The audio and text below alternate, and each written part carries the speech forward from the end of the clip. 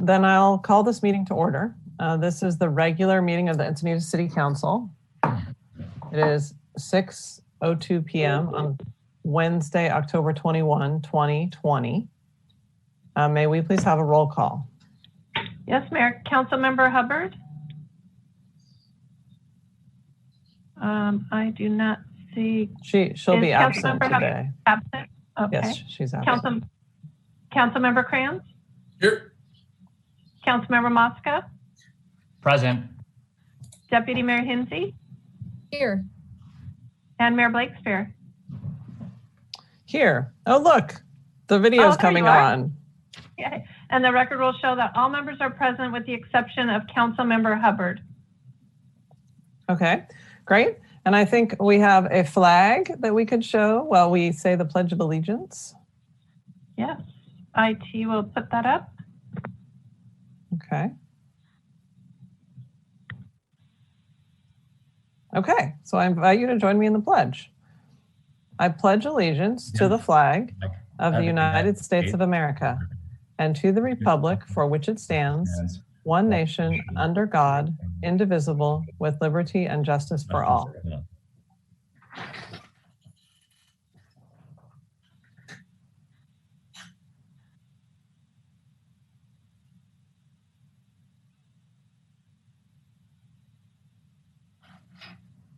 Now we are on to special presentations, and there are none. So we will move to oral communications. Do we have any? Thank you, Mayor. We do have 4. I'm trying to see if I can see the list. The first speaker I have is Fern Gold, who I do not see. Make sure she's not in the other. I don't see Fern. Marianne, I do see Marianne. Marianne, you are welcome to start. You will have 3 minutes. Marianne Penton. Okay, got it. Can you hear me okay, guys? There you go. Yes, now we can hear you. Thanks. Okay, thank you, City Council, for the opportunity to speak. My name is Marianne Penton.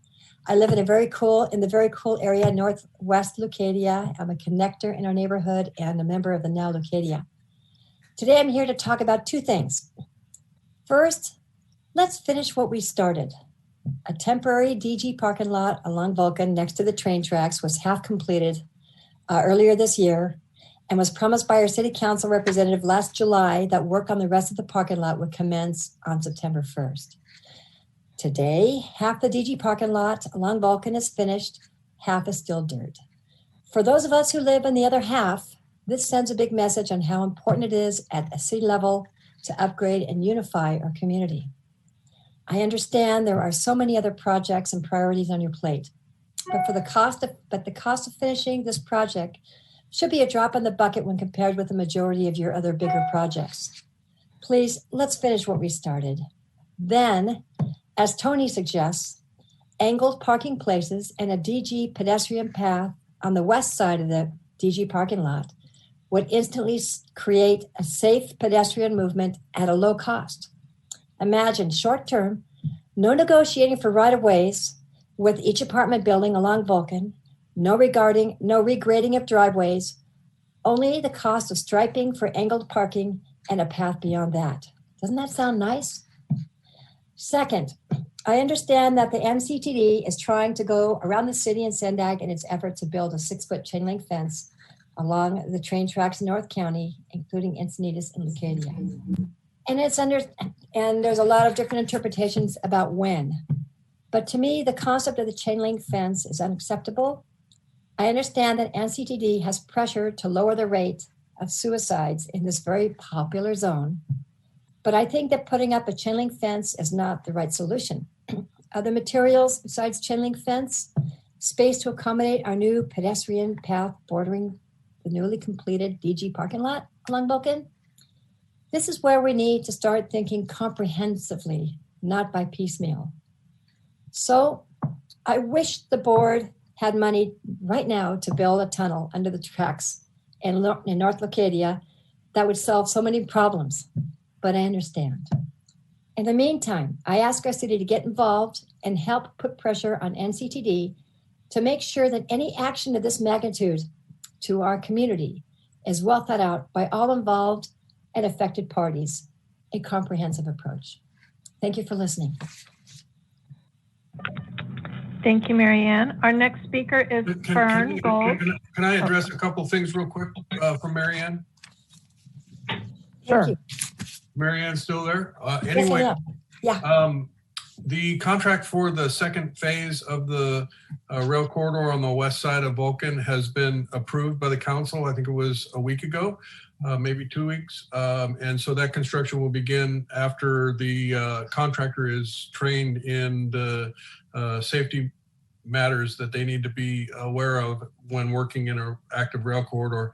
And NCTD is not installing a chain link fence, 6-foot chain link fence in Encinitas. It would be a fence similar to the one in Cardiff, which is post and cable. So to those two issues, I think that, we need to do a better job of disseminating that information to make sure people are aware. I get that it's still an issue that any fencing is being considered without more crossings, and we're working on that. But to those two particular issues, I just want to make sure you are aware. That's great news. Thank you so much. Okay, Fern, you can start when ready. You will have 3 minutes.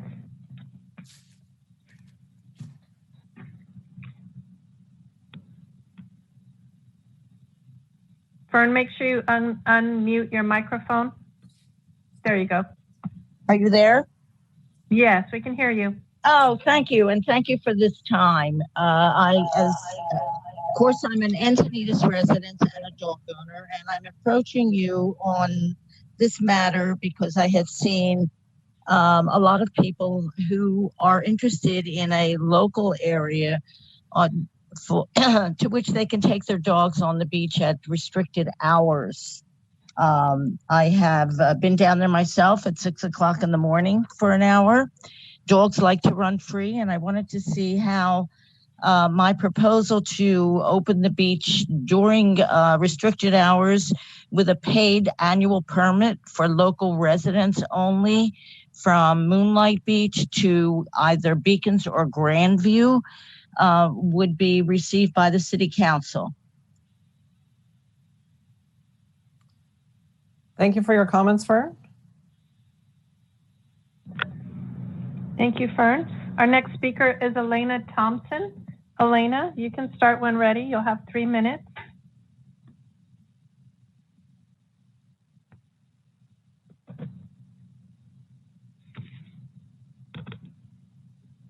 Elena, you just have to unmute your microphone.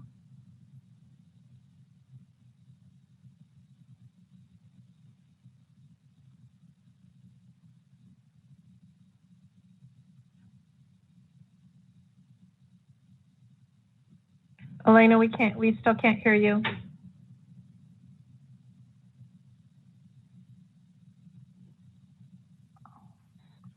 Hi, everybody. There you go. I'm here. Woo, that was a close call. There you are. Hey, I'm Elena Thompson from Leucadia, and with the Encinitas streetscape having been completed in 2003, I'm so excited that after 17 years, the long-awaited plan for Leucadia streetscape is about to break ground tonight, and tonight's consent calendar deals with those final details. Thank you. Listen, Leucadia's residents and businesses have been waiting for this wonderful infrastructure project that will yield untold future dividends for the city and future generations, including the community, of course. With the redesign of the dysfunctional 1930s former Highway 101 through Leucadia, and over 800 trees coming that will be planted, sidewalks installed and widened, a full bike lane that will be incorporated in both directions, enhanced mobility.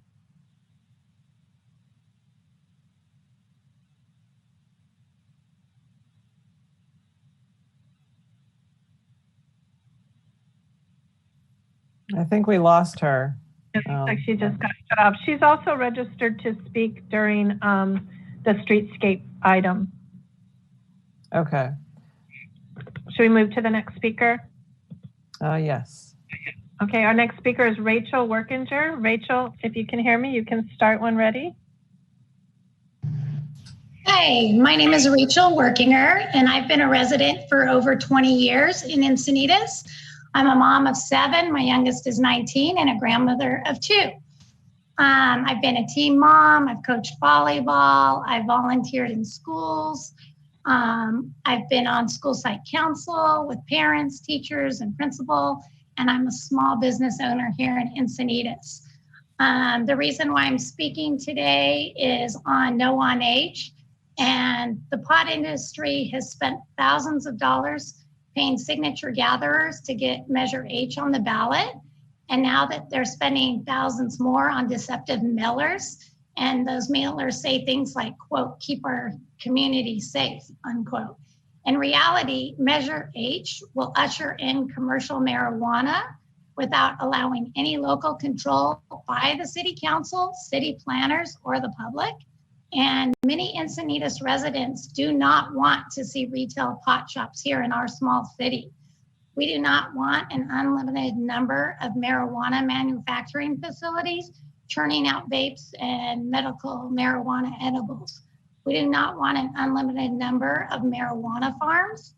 And Encinitas residents are not beating down the doors at City Hall asking for pot shops, but residents of the pot industry are. And there are well-funded and aggressively lobbied city council members throughout the state seeking more favorable treatment. I've attended many of your city council meetings where the residents were not in favor of this, and the people who did speak in favor were not from our city. As a young girl, I remember being a Girl Scout and having my 7 kids also involved in scouting.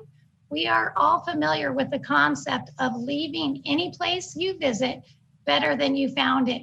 And I hope Encinitas and the residents that are listening will take that to heart.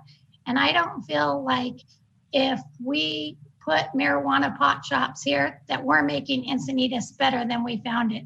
Let's make sure we make Encinitas a better place by voting no on H. Thank you. Thank you. That concludes oral communications, Mayor Blakespear.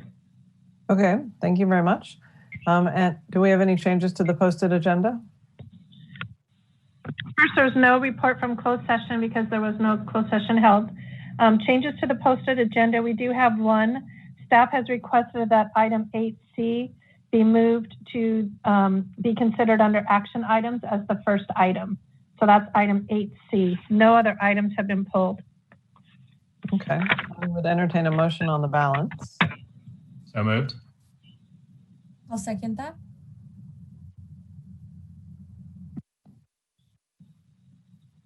Okay, should we go ahead and vote? Yes, I'm just working on that. Sorry. Okay, Councilmember Hubbard is absent. Councilmember Kranz? Yes.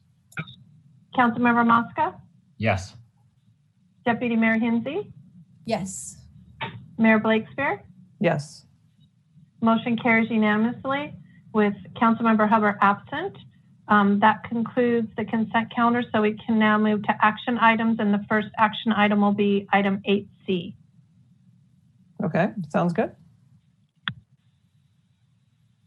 Are we going to have a staff report and then we have public comments? Yes.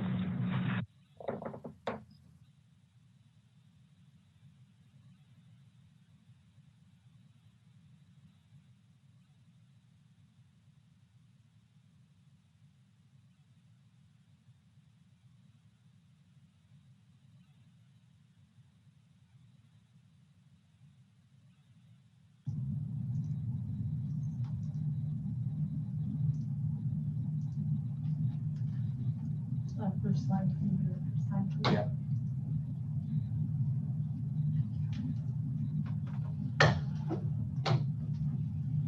Good evening, Mayor Blakespear and council members. My name is Jill Bankston, the city's principal engineer in the capital project section, and I'm very pleased to be here tonight to present a staff report to award the Leucadia Streetscape Phase 1 construction.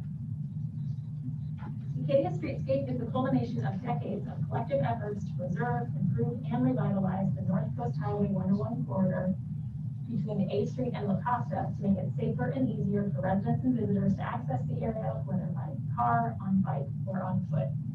Excuse me, sorry. I just wanted to see if there's any way for you to get the microphone or yourself a little closer because it's quite light for us listening.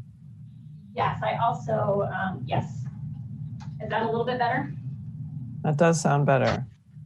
Okay. This proposed project will provide traffic calming, encourage walking and cycling, revitalize the tree canopy, and enhance the Leucadia Business District. Tonight, staff bring forward recommendations for construction contract award and construction support contracts for Leucadia Streetscape Phase 1 from Marchetta Street to Basil Street. The Phase 1 project is shown in cyan on this graphic and includes roadway improvements from Marchetta to Basil, including the El Portal roundabout. Our design is responsive to the direction we've received from council and the feedback we've received from project stakeholders. The recommended project also includes new drainage infrastructure, which is the purple dash line, parking pods between Basil and Marchetta, shown in magenta, parking pods north of Basil, shown in green, and pavement rehabilitation south of Marchetta, which is shown in red. The city opened 6 bids from contractors on October 5th, and Granite Construction Company was the lowest responsive and responsible bidder with a construction cost of $6.4 million, which is below the engineer's estimate. This photo shows why we need this project. This is the current condition on northbound 101 at the El Portal crosswalk. You see lots of pavement, a Sharrow in the number 2 lane, and underutilized space east of the 101. This graphic shows a rendering of the same area with the Phase 1 improvements and the El Portal undercrossing project completed. You see 1 vehicle lane in each direction, dedicated space for cyclists and pedestrians, and new trees and landscaping. Here's the current condition looking southwest across the 101 around Athena Street. Again, lots of pavement and 2 lanes in each direction. And here's the post-project rendering with 1 lane in each direction, a buffered bike lane, a parking pod to the east with DG pathway just off screen to the left, new wider sidewalks on the west, and new trees and landscaping, a true transformation of the area. If the construction contract and support contracts are awarded tonight, staff will meet with the project construction team to kick off the project and develop a construction schedule and communication plan. We will return to council in December to present those items. That concludes my presentation. Staff is available to answer any questions you may have about this project and staff's recommendations. Okay, well, thank you very much for doing a presentation on that. Do we have any public comments? Yes, we do. Our first speaker is June Hansberger. June, you can start when ready, and you do have 3 minutes.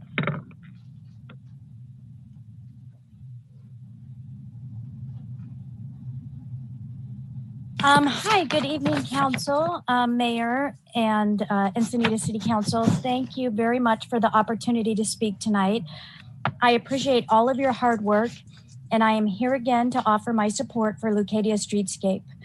I support your funding of these items on tonight's agenda, and as you are well aware, Leucadia is in desperate need of safe walking, biking, and rail crossings, and this is a great start.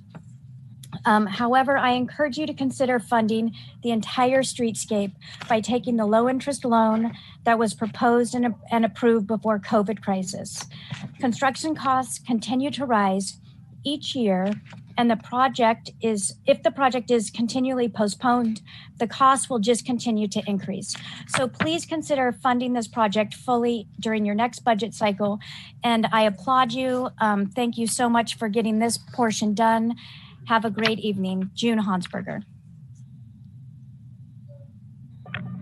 Thank you, June. And then we did have Elena Thompson was scheduled. She had registered to speak on this, but I don't see that she has logged back in. So that concludes comments on this item. Okay, thank you. I did have one question. I don't see any council members with their hands up, but if you'd like to speak, okay, Councilmember Hinsey, but let me just ask my question really quick. So if you go to the slides and the new slide that shows the southbound view across from Panikin,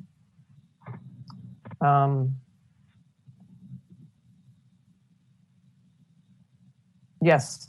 So the parking pot, or no, yeah, the parking pod to the left, is that parallel parking or is that like a parking lot?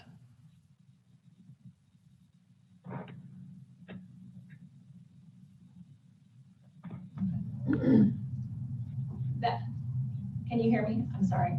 Yes. That is parallel parking. So there's a drive aisle and then parallel parking adjacent to the planter area there.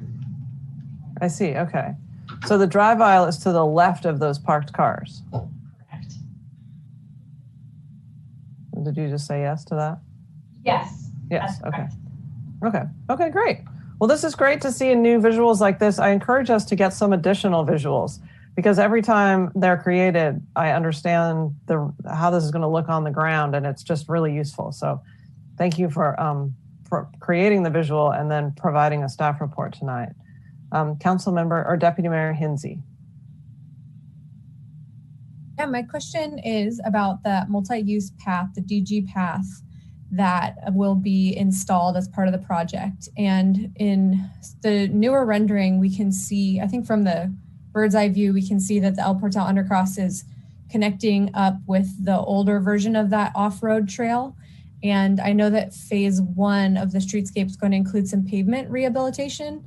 And I'm hoping that we can improve that little path so that it can function at its highest and mightiest, even though that's not the permanent path that will be there. But I think once the rail undercross opens up, that there'll be some more use on that. And, nothing fancy, but just enough that we could get it into working order. Right now, it suffers from a lot of roots that have disturbed it, and it gets a lot of goat head thorns there. And so maybe some minimal landscaping around it. But I just hope that we can keep our eye on that part of the street as we're doing the pavement rehab from A Street to El Portal. I second that comment that you just made there. Councilmember Crayons. Well, I'm sorry that Elena had the technical difficulties, but she did get enough sentiment expressed in the short period of time that she was there that I can continue her comments, which are, thank God this is finally to this point.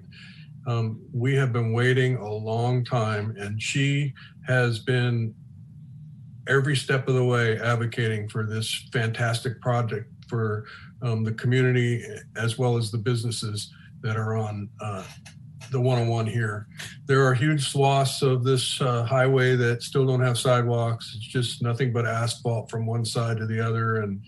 And while I shared June's desire to have the whole thing built, I think that we're doing this the right way, fiscally responsible way. And it's my hope that now that we've advanced the entire project to the point that it's at, that we can get some grants for the further northern spot.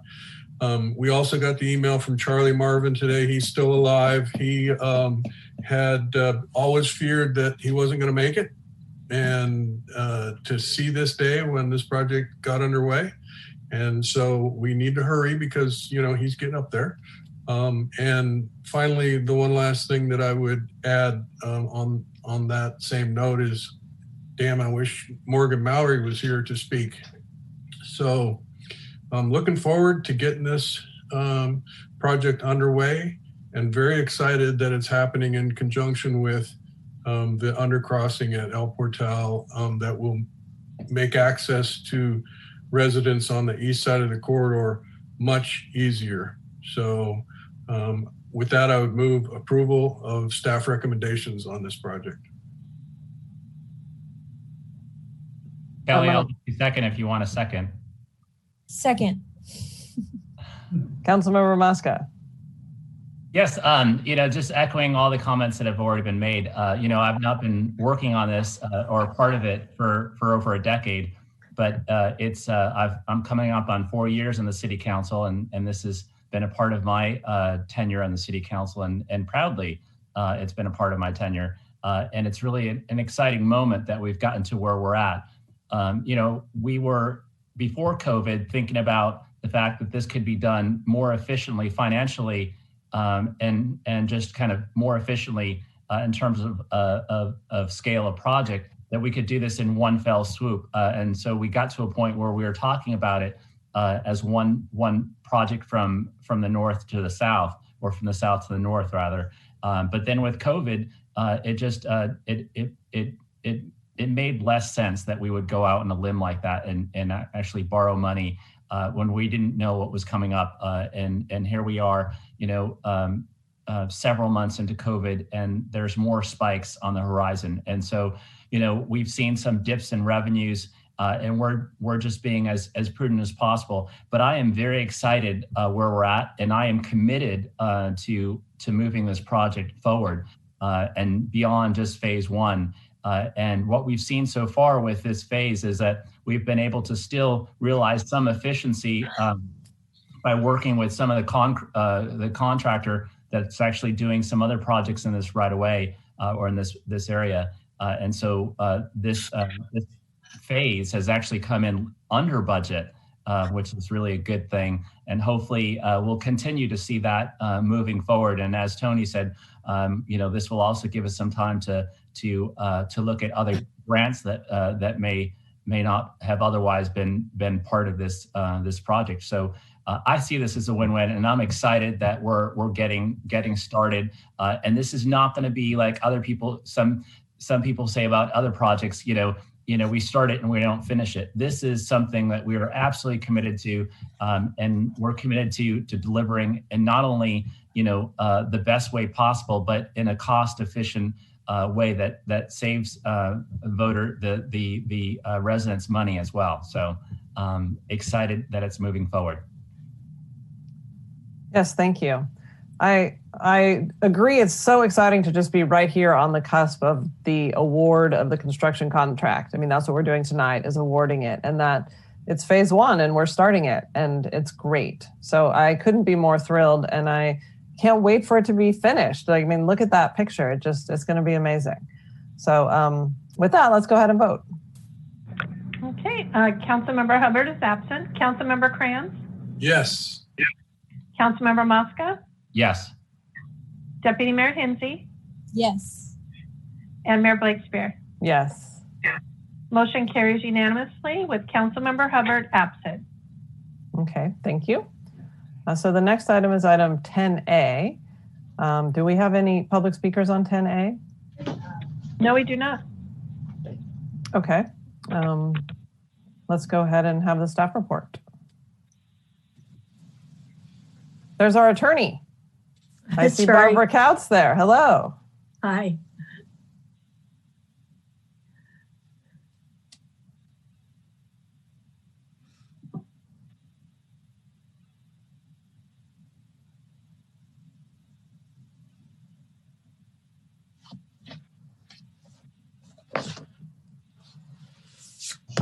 All right, good evening, council members and those folks that are watching at home. I'm Jeff Plogman, Associate Planner, and this presentation is for Ordinance 2020-10, the ADU and Junior ADU 2020 Code Update.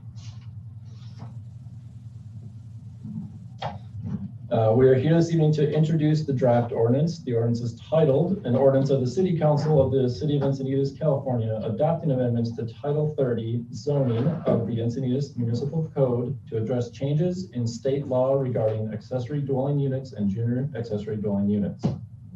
This ordinance updates ADU and junior ADU definitions and development standards based on recent changes to state law. This item also relates to Housing Element Program 1C, which promotes the development of accessory housing units. I have a quick summary of all of the changes that have occurred in as of January 1 of this year. In 2019, 6 new state laws were adopted that were in relation to ADU and junior ADU. Those laws became effective January 1, as I said, of this year. Staff and Planning Commission have been working on our ordinance predominantly over this whole summer. COVID had created its own challenges, but we are here now today. So the ordinance affects several sections of the municipal code. The first 2 sections are section 30.04 definitions and section 30.16.010 accessory structures. The definition now includes that ADUs can be associated with single family and multifamily zones. And the accessory structures change is a clarification that ADU and junior ADU have their own specific development standards separate from accessory structures. The next series of changes are within section 30.48.040. Section T and U, those are the accessory dwelling unit and junior accessory dwelling unit sections. And I'm just going to run through all of these. So under design character, the state deemed design standards as subjective. The Planning Commission did recommend language to ensure that there were compatible building materials used. The sale of units and covenants, that language was modified to clarify the ownership of multifamily structures. Now that the state allows ADUs with multifamily structures, we needed some language that clarified how that ownership is going to work and how those units will be passed along. For access, ADUs can now have access to the interior of the primary dwelling. That was not allowed previously. Above garage units, this modification was made, they were allowed in the previous rendition of the state law, but it was removed, for lack of a better word. It was changed and removed, but the Planning Commission thought that above garage units were still a viable option. So they included them in this ordinance, provided that there is no loss of required parking. So you would, if you were going to build above your garage, you would have to keep the parking that is provided within that garage. And then one clarification, since we have been allowing these garage units or above garage units, we just wanted to clarify in the ordinance that the height of the underlying zoning designation would be the maximum height that would be allowed for these above garage units. For unit size, one of the state changes was that an 800 square foot ADU is now allowed by right. And then the other size requirement is that there is no size limit on an ADU that is created from the conversion of an existing space.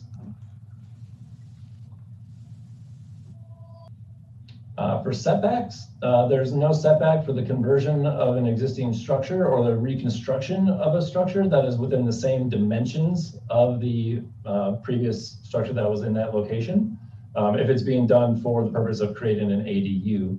The state also changed from a 5-foot setback to a 4-foot setback on the side and rear property lines.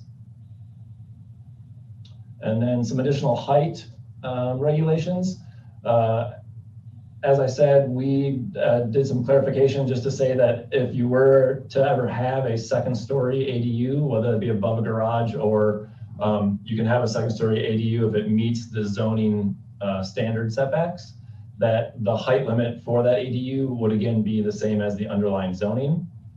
The state put in place a 16-foot height limit for any portion of an ADU that takes advantage of the reduced setbacks. So basically you can have an 800 square foot ADU. It can be built at 4 feet from the side and rear property lines and up to a height of 16 feet.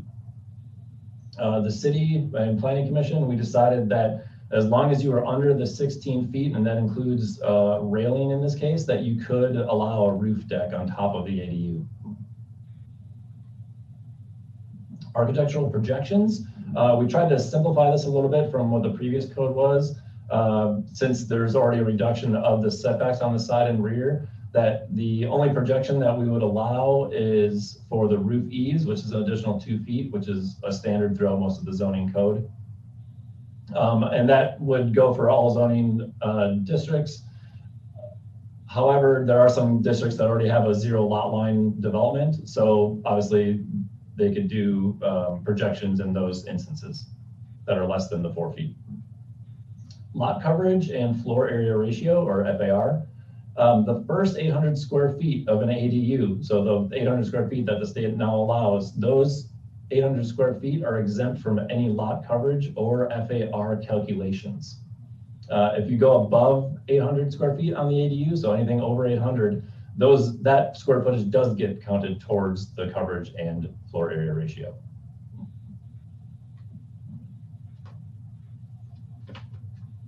And for parking, one of the new state laws was that when a garage, carport, or covered parking structure is demolished in conjunction with the construction of an ADU, the replacement parking does not, or there is no requirement to replace the parking.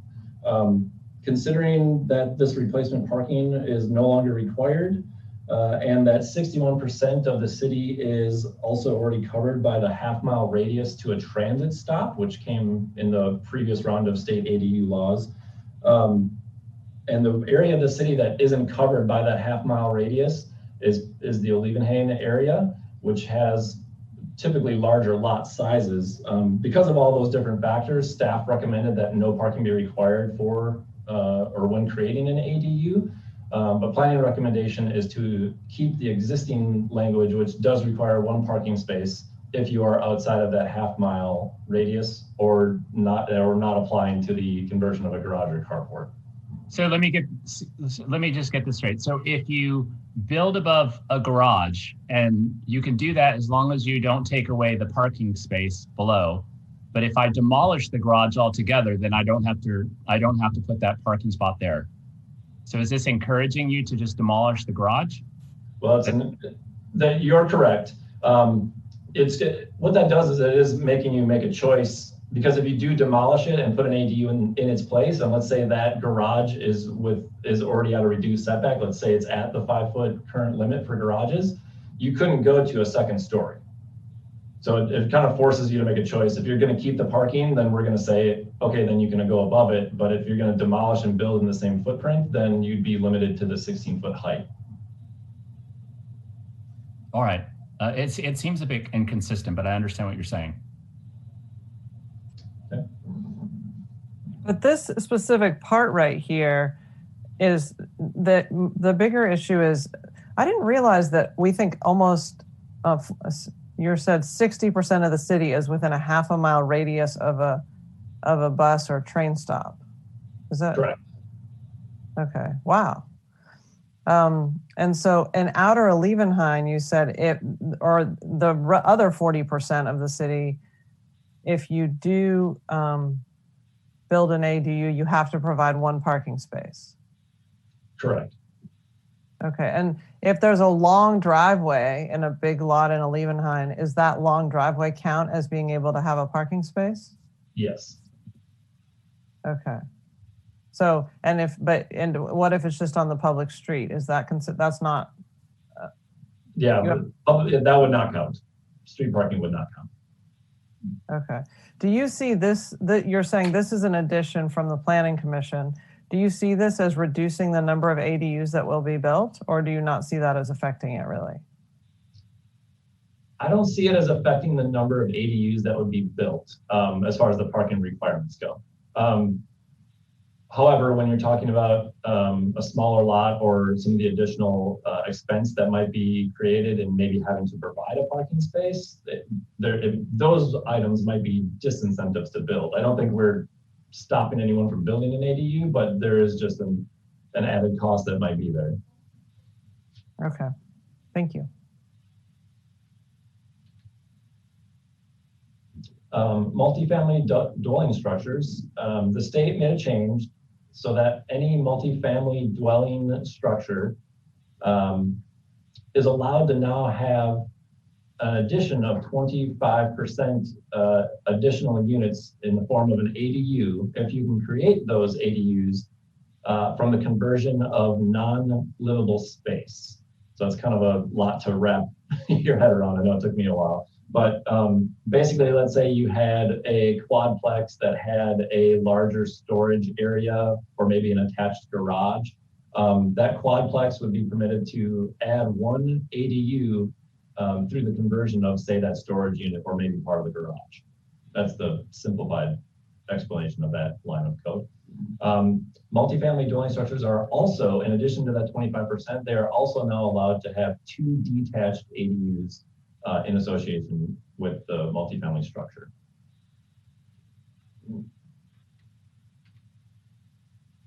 Real quick on applications, basically this just was a change that departments now have 60 days to review applications, where previously it was 120.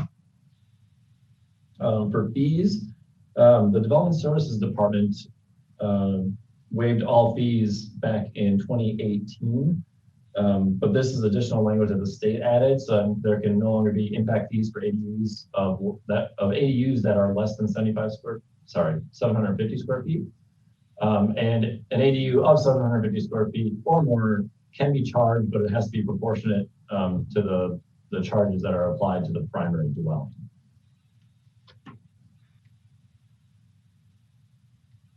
And then non-conforming, the city cannot require correction of non-conforming zoning conditions in the creation of an ADU or a junior ADU. So that goes to some of the conversions that we're talking about, to where an existing accessory structure may be built at, say, a 0 lot line. But if it was previously there and it was a legal non-conforming structure, it can now be converted to an ADU or it can be converted to an ADU, but same thing applies to if you're converting part of a home that might be a junior ADU. And then in the definitions, public transit center and public transit, we previously had definitions for both of these, but the state now defines both. So we just remove them from our definitions. So is the non-conforming essentially getting at some of these granny flats that have been non-conforming, and we've had this kind of plight of trying to bring them out of the darkness and into the light? It'll help. That is one way it applies. Yeah. So, but I think our experience has always been that it's a financial commitment that has to be made to actually improve those structures. And so, is there anything else that the state is doing to encourage that, other than just saying that you can convert this to an ADU or a junior ADU, and this may actually be a pathway for you? But if they can't financially improve it, then it doesn't seem like any kind of viable pathway. Yeah, there's not really anything from the state right now, but that is what we will be talking about in our next item. Some of the ideas that the city staff has been putting together for how we can do just that. Thank you. Help financially. Jeff, quick question on the major public transit center. When the state took hold of those definitions, did it change the coverage of homes that were within the proximity to transit? No, not for us. It didn't change anything. Not for the city of Encinitas. Okay.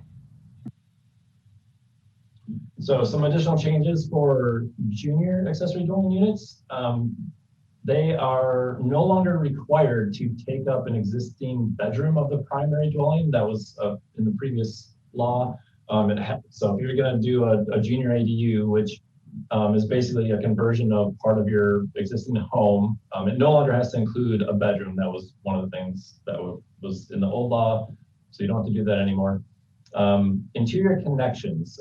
You do not have to, a junior ADU does not have to have a connection to the interior of the primary anymore. Previously it was required. You could do double doors and make it more secure, but you still had to have some kind of access, so that's gone. And then there is a new line of code that says you must have direct interior access to a bathroom facility. So that may mean that all it's saying is that you don't have to somehow or some reason have to walk from your junior accessory dwelling unit outside and then walk back inside to another building. So they just want to make sure that all of your access is covered. The kitchen had some more stringent requirements, but they removed the appliance voltage limits, and you can now do gas or electric, which were they had previously not allowed gas. And then applications similar to ADUs for juniors, they now have to be approved within 60 days, where previously was 120.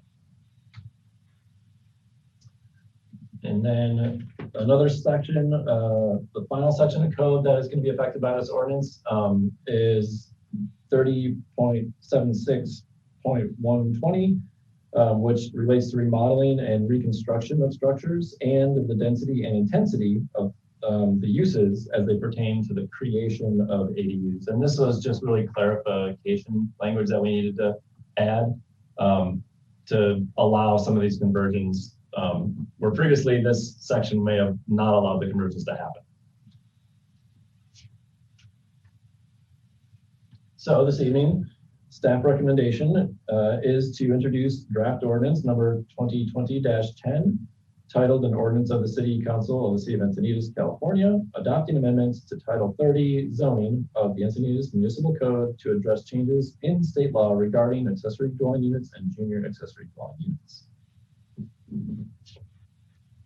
Councilmember Mosca. Great presentation. I just have a couple of questions. So can you walk us through, when we talk about an ADU being 800 square feet or less, that it's by right? We've seen this kind of term of art in other places in our housing laws, and it's generally associated with increased amount of affordable housing, deed restricted, very low or low income affordable housing. So does this come in this place? Does it come with the fact that the unit would have to be deed restricted? And what does the process look like for ADUs when we talk about by right? So there are no deed restrictions for affordability as far as the state law goes and as far as this 800 square foot goes. This 800 square foot and the by right, which includes that 16-foot height limit and the 4-foot setbacks, really they're just incorporated into our zoning ordinance, and it's just another standard, development standard that we have to work with and that the property owners have to work with. But it's basically just says that regardless of any other development standard, for example, lot coverage or floor area ratio, that all properties are allowed to have at a minimum an 800 square foot accessory dwelling unit. All right. So any of the other measures passed by the state that attempt to incentivize and encourage ADUs, are any of those benefits derived only because the unit's going to be for low income, for a deed restricted, very low or low income? There's nothing in this ordinance or in the state changes that affected this ordinance that relate to the affordability, other than to say that they're trying to just allow the creation of more ADUs. So just by sheer numbers, you would hope that the ADUs that are created, there would be some affordable units within your total number.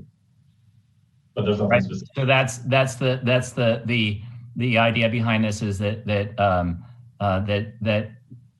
just encouraging the supply of a higher amount of ADUs, especially smaller ones, that you would get to a more affordable. It may not be deed restricted affordable, but if you have a 700 square foot ADU above a garage, that it's probably going to get less than 1,000 square foot unit somewhere else in the city. And it's also a unit that doesn't exist right now. There's a shortage of units. And so that's what the state is saying? Yeah, that would be my interpretation. But for us here, I guess we're going to talk about this at the next item, but for us here, the encouragement of ADUs is critically important as one way of reaching our RHNA obligations for affordable housing.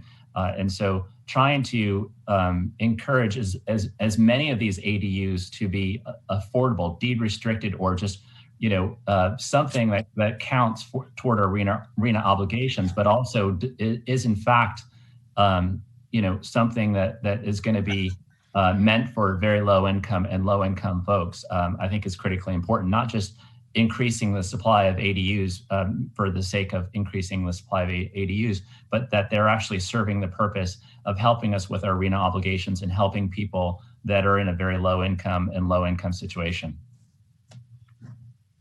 Yeah, certainly creating ADUs is additional units across the board, which when we talk about RHNA numbers, we're trying to create units at all affordability levels. And absolutely in the next item, we will discuss how we can possibly create additional affordable units through ADUs.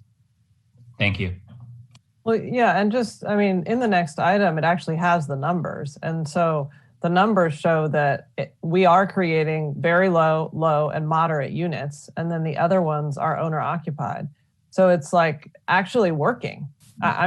We're not creating a surplus of upper income units. We're creating those categories. And as a reminder, we are not meeting our moderate requirements. So every moderate ADU that we create is a housing credit that we need.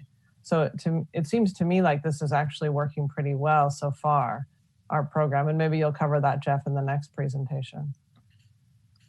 Okay, so let me call on the other council members here. So Councilmember Kranz. Yeah, Jeff, I had a situation where someone complained about an ADU being constructed next door to them because they were adjacent to this neighbor's backyard, and the siting of the ADU was within 5 feet of the property line, and it essentially left a lot of yard between the primary residence on that property and the ADU at the detriment of the neighbor next door. And so it seems to me that some of these setback issues present problems between neighbors, and especially in that particular instance. But it sounds like the state has essentially dictated what the setback requirements are. Is that correct? That is correct when we're talking about side and rear property lines.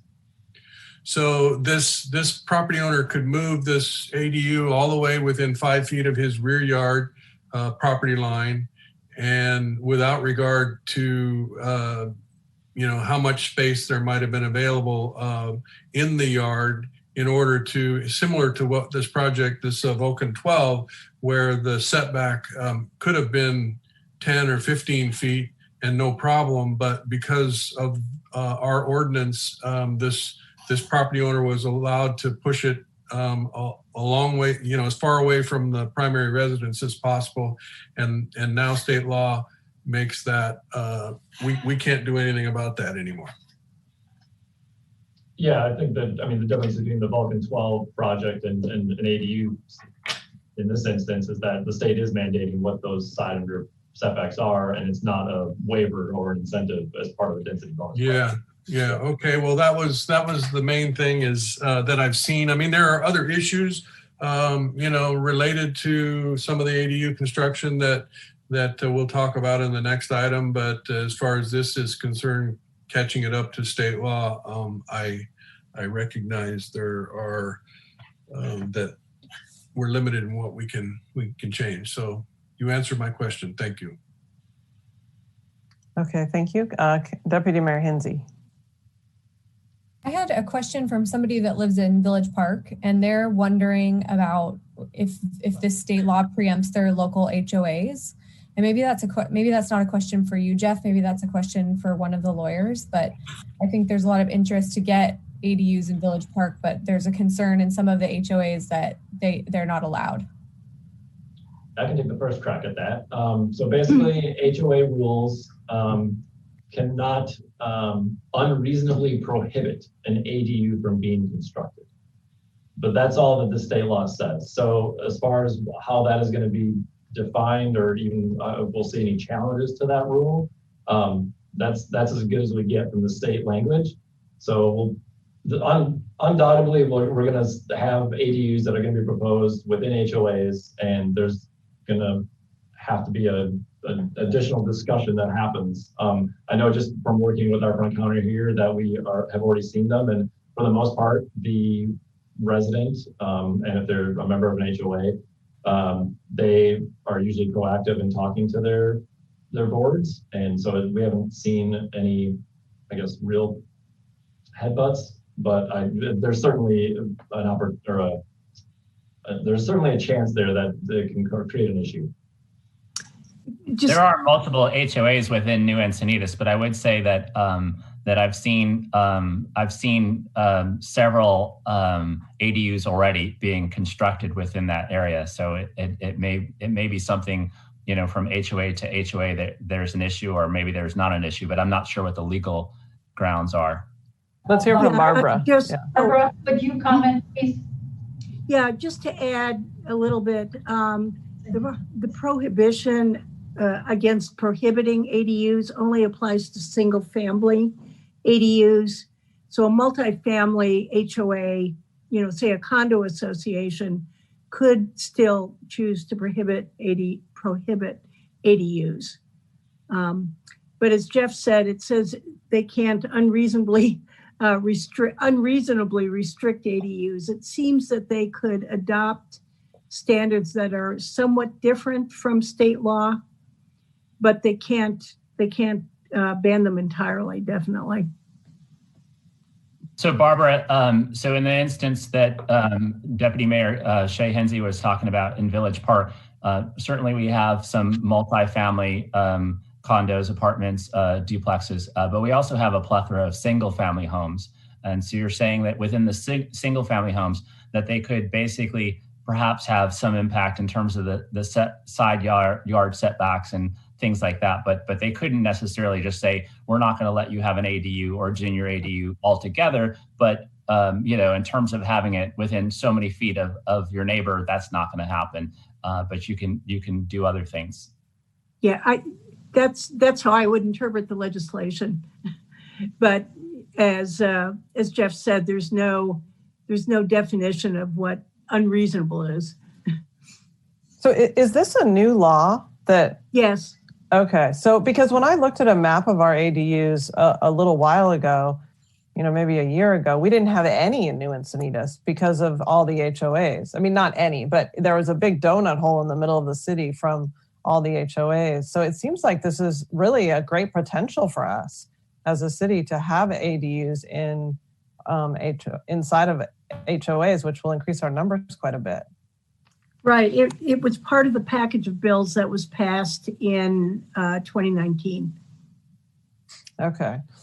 And so, Jeff, are you seeing that increase in applications from that part of the city? Yeah, I would say yes. I haven't had anything to compare it to, but I do know, like I said, from being at the front counter, that we are seeing more residents from HOAs coming forward and asking questions and wanting to build. And their first question is usually, can our HOA stop us? And I say not unreasonably. Right. And this should be something that would be in the media release, the next one we do about this program that we're running, that you can now build them in an HOA, because it's only been in effect for less than a year. And so since it is a change, we should make sure that wasn't highlighted in this presentation in any of the slides. So I just want to make sure that we do get that out there, because I think that's a major change. Right. The statute says a reasonable restriction is one that doesn't unreasonably increase the cost, prohibit, or extinguish the ability to construct an ADU. So, So thinking about Councilmember Krantz's example, I think an HOA could probably, in that instance, require a larger setback, but they couldn't prohibit an ADU entirely. Barbara, but should we be careful? I don't want to give. I want to be careful that we're not, getting in the middle of any kind of litigation. I see, in New Encinitas and parts of Village Park, there are multiple HOAs, and some may have come to the conclusion that they would like to see more ADUs, and some may not have. And gosh, we have enough litigation. I don't know that I'd want to get in the middle of we put on paper, oh, no, your HOA has no legs to stand on in terms of, prohibiting an ADU or something like that. This is brand new territory. I would rather the resident and the HOA resolve their dispute than the city get involved by advising, a resident in terms of a contractual relationship between an HOA and themselves. Just me speaking. But I don't know that I'd want to get involved in giving advice. Yeah, different cities have different policies. Some require that someone applying for a building permit have permission from their HOA, and some separate the building permit entirely from the HOA approval and say, we can issue you the building permit, but any issue you have with your HOA is a separate issue. And that seems more rational, and it seems to kind of keep the city out of any kind of, as a named party in litigation and dragging us into something we probably don't want to be dragged into. Yeah. Councilmember Krantz? No, I had my question answered. I think we're going to get into this a lot more in the next item, which I do have a number of issues with regard to the next item. So Okay. I'll move this past recommendation if there's no public comment. There is no public comment. Okay, we have a motion. Second. Barbara, did you want to say something else? No, I just wanted to mention that my colleague Erin Laparolari, who drafted much of the ordinance and assisted the city, is also listening, and wanted to give a shout out to her. That's all. Okay, well, thank you. Thank you, Erin. Okay, there's a motion and a second, so let's go ahead and vote. Okay, Councilmember Hubbard is absent. Councilmember Cram? Yes. Councilmember Mosca? Yes. Deputy Mayor Hinsey? Yes. And Mayor Blakespear? Yes. Motion carries unanimously with Councilmember Hubbard absent. Barbara, are you going to get back to us on some sort of policy on handling that? Possibly the city already has a policy. Jeff, do you have any process for handling it? Like Barbara said, do you have where somebody comes in that lives within an HOA that you essentially say, okay, we can issue the building permit, but you need to clear this with your HOA. This doesn't necessarily give you clearance. You have to deal with your HOA. Oh yeah, we advise anybody that comes in to work with their HOA first. I don't think we can even issue a building permit without the HOA's approval in those instances. That is a good question. Where that would go, I'd have to get back to you as well. All right, Barbara, you'll work with staff to. Yeah, well, I'll talk with the city attorney and staff about this. It's really a policy issue. The planning staff, and we will work with them and the attorneys involved to put together a plan of action.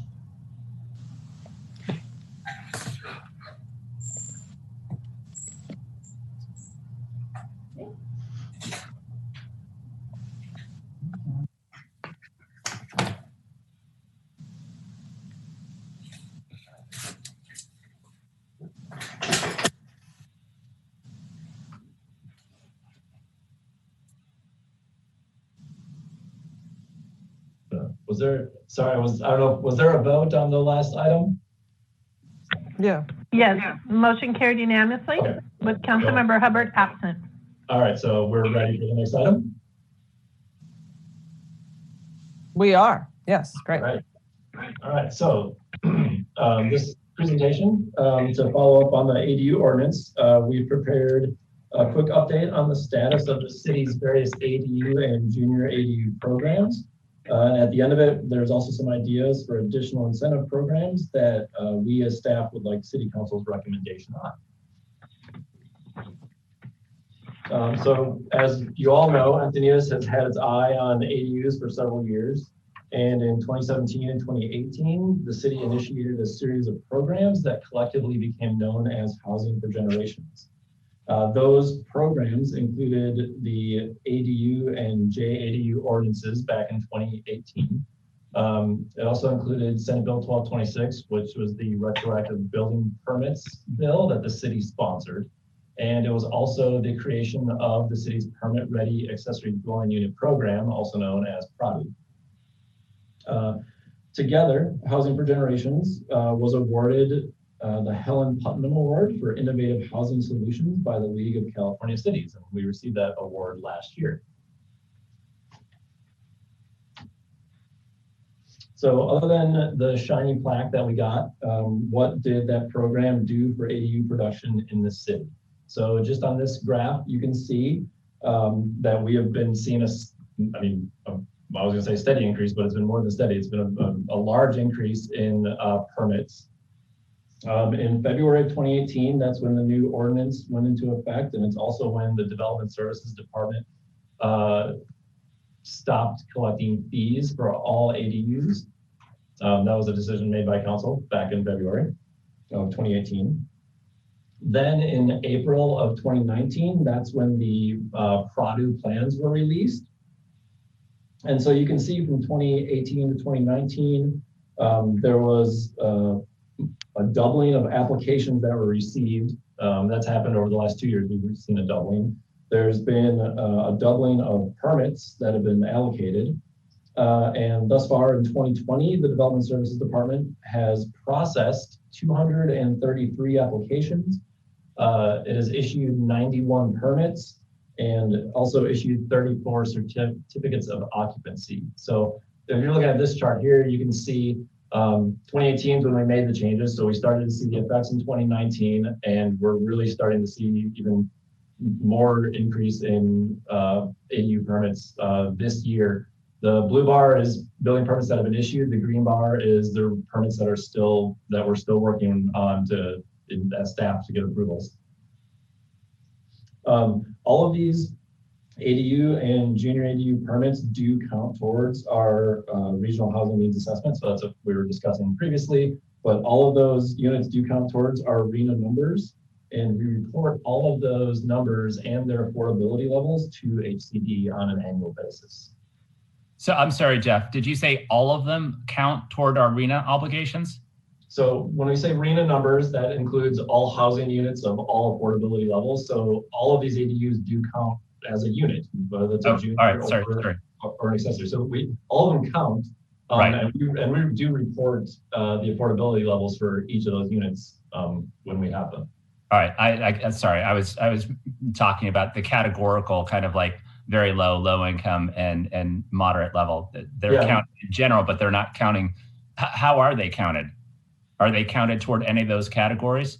They are counted towards those categories as well. And I have a breakdown in a couple of slides here that we can take a look at.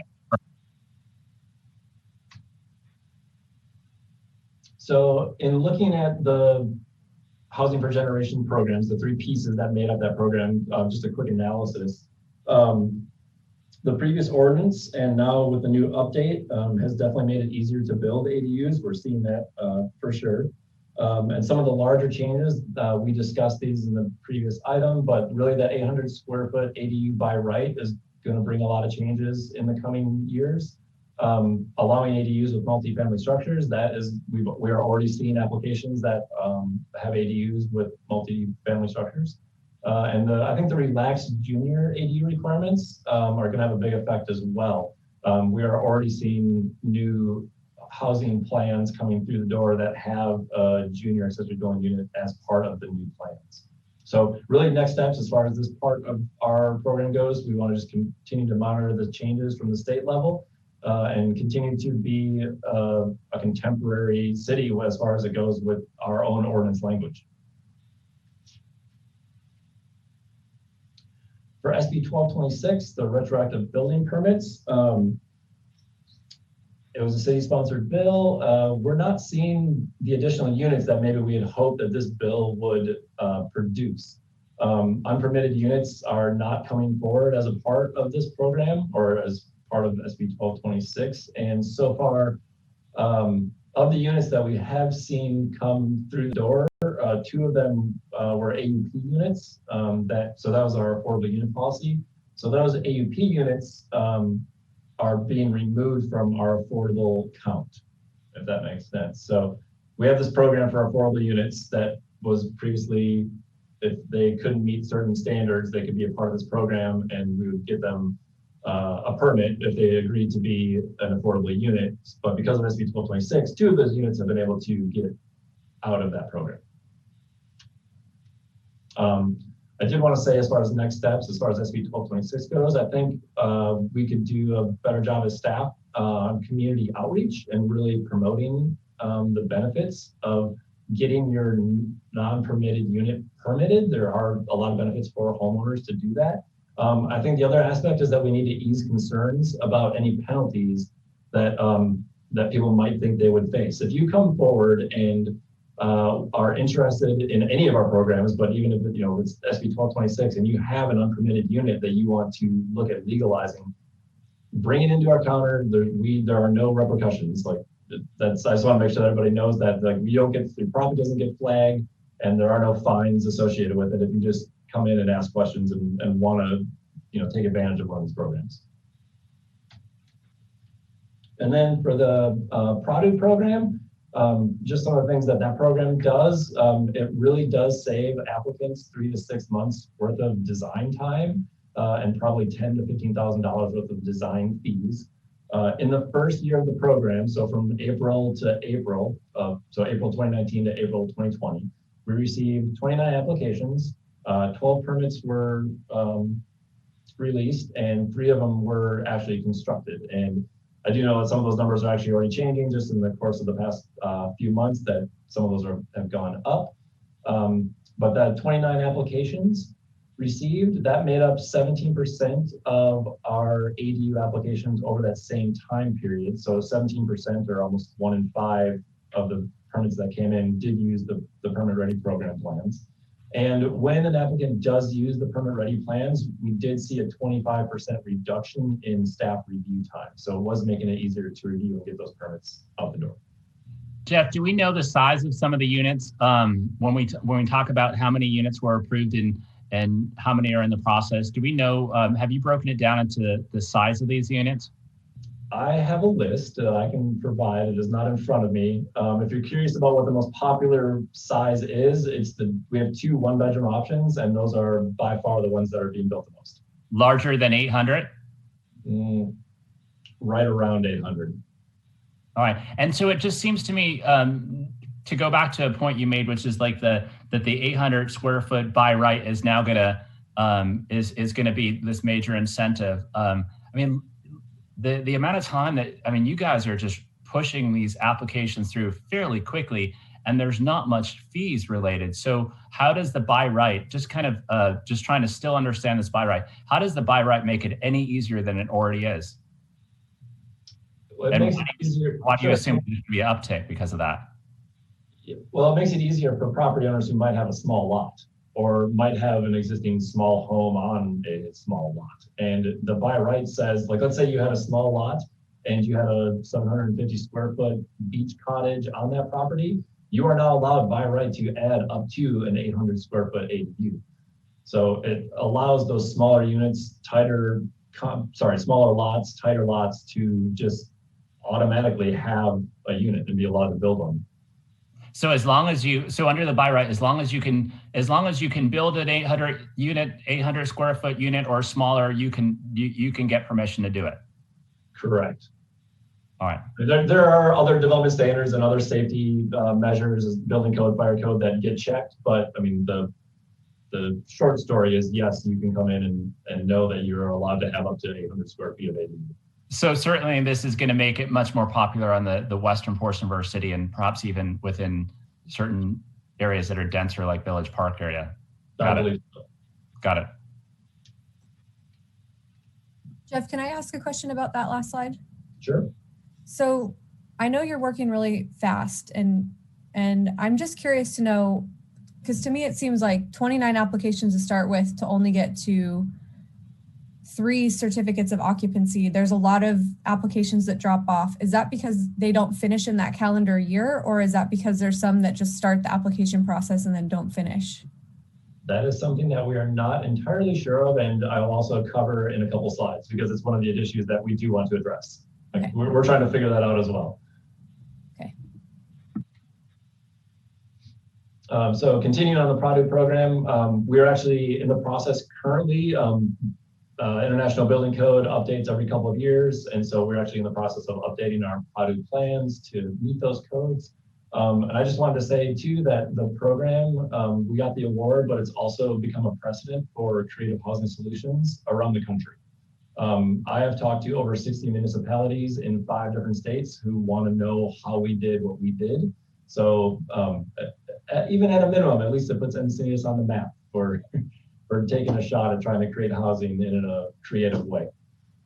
As far as next steps go, we would like to look at funding sources for construction and possibly even expand with additional plans. And then 2, again, I think additional public outreach to promote the program would be beneficial.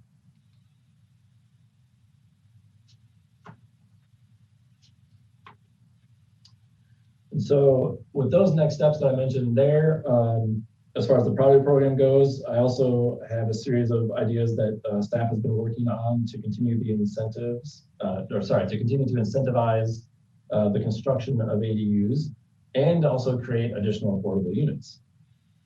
There are basically 3 phases of the ADU process when we break it down. The first being what the city does with its ordinance and for the building plans. Encinitas has done a great job. We have an ADU friendly ordinance. And we offer free sets of plans for people to use. Applications and permits, we now have an online system, which should hopefully reduce review times. And we also have seen a reduction in review times just with the permit ready plans. So we are doing things there. There's probably room for additional improvement when it comes to applications and permitting. And then when we look at that gap that Councilmember Hinsey referenced, financing and construction, what is the reason that we have so many permits but not as many certificates of occupancy at the end? So financing and construction, we believe that there's the largest opportunity for innovation to come up with some new ideas in the new program. So first, expansion of the product program. Really, this one would be simple and kind of quick. It'd be good to maybe offer an above garage unit type, which in the previous item we talked about our code now allowing those. So it'd be nice to maybe have a 1-car and a 2-car garage option that has these that has an ADU above them, and just have those offered as an additional set of plans in our own catalog. I do know that folks, when we released the plans last year, people came in asking for those types of options, and now that it's a more viable decision based on state and city regulations, I think it would be good to maybe have 1 or 2 of those in our pocket. That would require contracting with a designer to create those plans, but all in all, we've already done it once, so it'd be pretty simple to add to that program. In all the conversations that we've been having with other municipalities, one of the things that has come up is that a lot of these California cities and counties are working on their own permit ready programs now, and we're going to see a bunch of them coming online probably by next year. And the talk has been, if we're all doing these plans, can we all share these plans? It's a great idea. It's a great concept. It would provide access to all residents around the state, really, to have access to a variety of different plan sets and architectural types and styles. Some of the drawbacks to this idea is that minimally it would require staff review of each of those plan sets. So let's say a neighboring town did a set of plans and we wanted them as part of this clearinghouse, we wanted them as part of the Encinitas plans, we'd have to do a review to make sure they meet all of our code compliance. There's also the possible liability or ownership concerns when it comes to these plans. Every city is setting up their programs differently. The way that Encinitas has done our permit ready program, it'd be fairly easy to share our plans. And in fact, as the last bullet shows there, City of San Diego is already using them. You can go on the City of San Diego's website and they have a link to our website to say, hey, these plans are good. They're also borrowing the County of San Diego's plans as well. So this idea of sharing plans is out there and being talked about. It sounds like a good idea. There's also some things that we'd have to look at as far as concerns. Now getting into talking about those gaps, talking about affordable ADUs and how we can create more of those. The next set of slides that we're about to look at are ways to assist in the construction of ADUs and how to create additional affordable housing units. In the 6th cycle of the housing element, the proposed program 1D is to develop programs to promote and encourage ADUs for lower income and moderate income households. And so when we look at these numbers, city design incentives, like we know that we already waive fees, we give away free plans, and we've reduced the time frame really by months. So we're helping applicants in that regard, which is why we believe we see the increase in ADU applications over the past couple of years. 2019, 2020, we're over 200 applications that are in-house being processed. We're going to be over 100 ADU permits most likely approved by the end of this year. And yet we're only seeing, 48 to 50 possible COs or certificates of occupancy being created. So we're looking at why do we have those gaps, and if we can incentivize the actual construction, if we're doing the incentivizing, can we also get affordable units out of the process? So when we look at the affordable units, you can see here that this year alone, of the 34 ADUs that have been CO'd or built, you can see that 9 were low or very low, 10 were moderate, 6 were the above moderate ranges, and then there were several that were not reported, but all of the ones that were not reported were also owner occupied. So you can make an argument that if it's owner occupied, if it's by the owner or by family members, whether that's a younger or older generation, that is, when you're charging zero rent, that's an affordable rent. So sometimes those numbers, like I'd like to see those numbers maybe in the low or very low category, but we just make a note of that anyways. But these numbers do align with what we're seeing as far as when we did our RENA estimates, that 25% of ADUs so in the 5th cycle, we did our estimate, and 25% of ADUs constructed during that 8-year period were of the very low or low affordability levels, and we are continuing that trend roughly. So as far as potential incentives, the incentive would be to develop a low interest or 0% or even a forgivable loan program. The amount and terms of the loan would coincide with the level of affordability provided, and then it could be that could be applied towards the construction of an ADU or a junior ADU. The city is also reviewing other grant and loan programs to assist existing unpermitted ADUs, which is what Councilmember Mosca had mentioned with those unpermitted units. Like some people just can't afford to do it. So maybe there's a way that we can provide grant funding or loan funding for those conversions or for the permitting of those non-permitted units. We also looked at affordable housing funds, and those funds can be used to finance possibly an ADU pilot program to create affordable units. If the program were to be successful and has participation, the city could apply for ongoing SB2 funded PLHA funds or other state grant programs. Really, it would just be getting the start, getting our foot in the door and then proving that the program could work. PLHA funds are around $150,000 a year, and you can get them for 5 years, and it requires that the affordable unit that is created with the funds must be made of affordable for 55 years after the course of the loan. So really there's a lot of info on this slide, or there's a lot of ideas behind this slide. But the big takeaway is that, can the city offer a program to either A, help construct these ADUs, or B, at least help fund the construction of these ADUs? And so that brings to this last slide. And really, when you're looking at all those things that we just talked about, there might be an opportunity to create what is basically a comprehensive program that includes assistance in all phases of the ADU process. So I mentioned those 3 phases at the beginning. We do a pretty good job on the first 2, but this last one with finance and construction, there's opportunity. These 3 options here, just go through them real quick. The all-in-one ADU company, there are currently companies out there right now that are basically a one-stop shop. They have their floor plans, they offer a financing system, and they will go out and construct the ADU for you. And then they work out a deal with how they get paid in their situation. But so one idea is that we could work with some of these companies and get on board with a similar type of program, or use one of their options. And it might be an extension of our Permit Ready, like we have a Permit Ready program that works with one of these companies as well. Maybe the next level beyond that would be, since we already have our own PLADU plans, we are sitting on 8 different sets of plans. Is there a builder or a contractor that we could partner with, and they just go out and build these Permit Ready units in exchange for affordable rates? So if we look at the gap that we see between the number of applications we receive, the number of permits issued, but then we have this gap between the number that are actually built. Is there an opportunity that the city could help finance or help actually do the construction in exchange for having an affordable rent on that unit once it's constructed?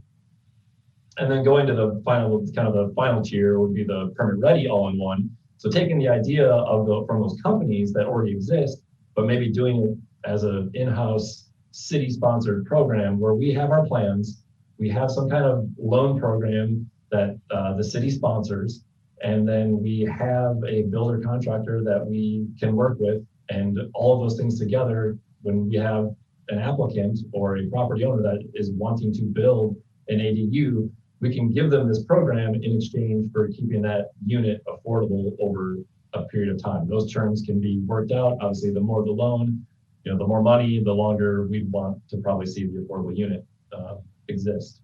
But that's basically kind of a 3-tiered approach.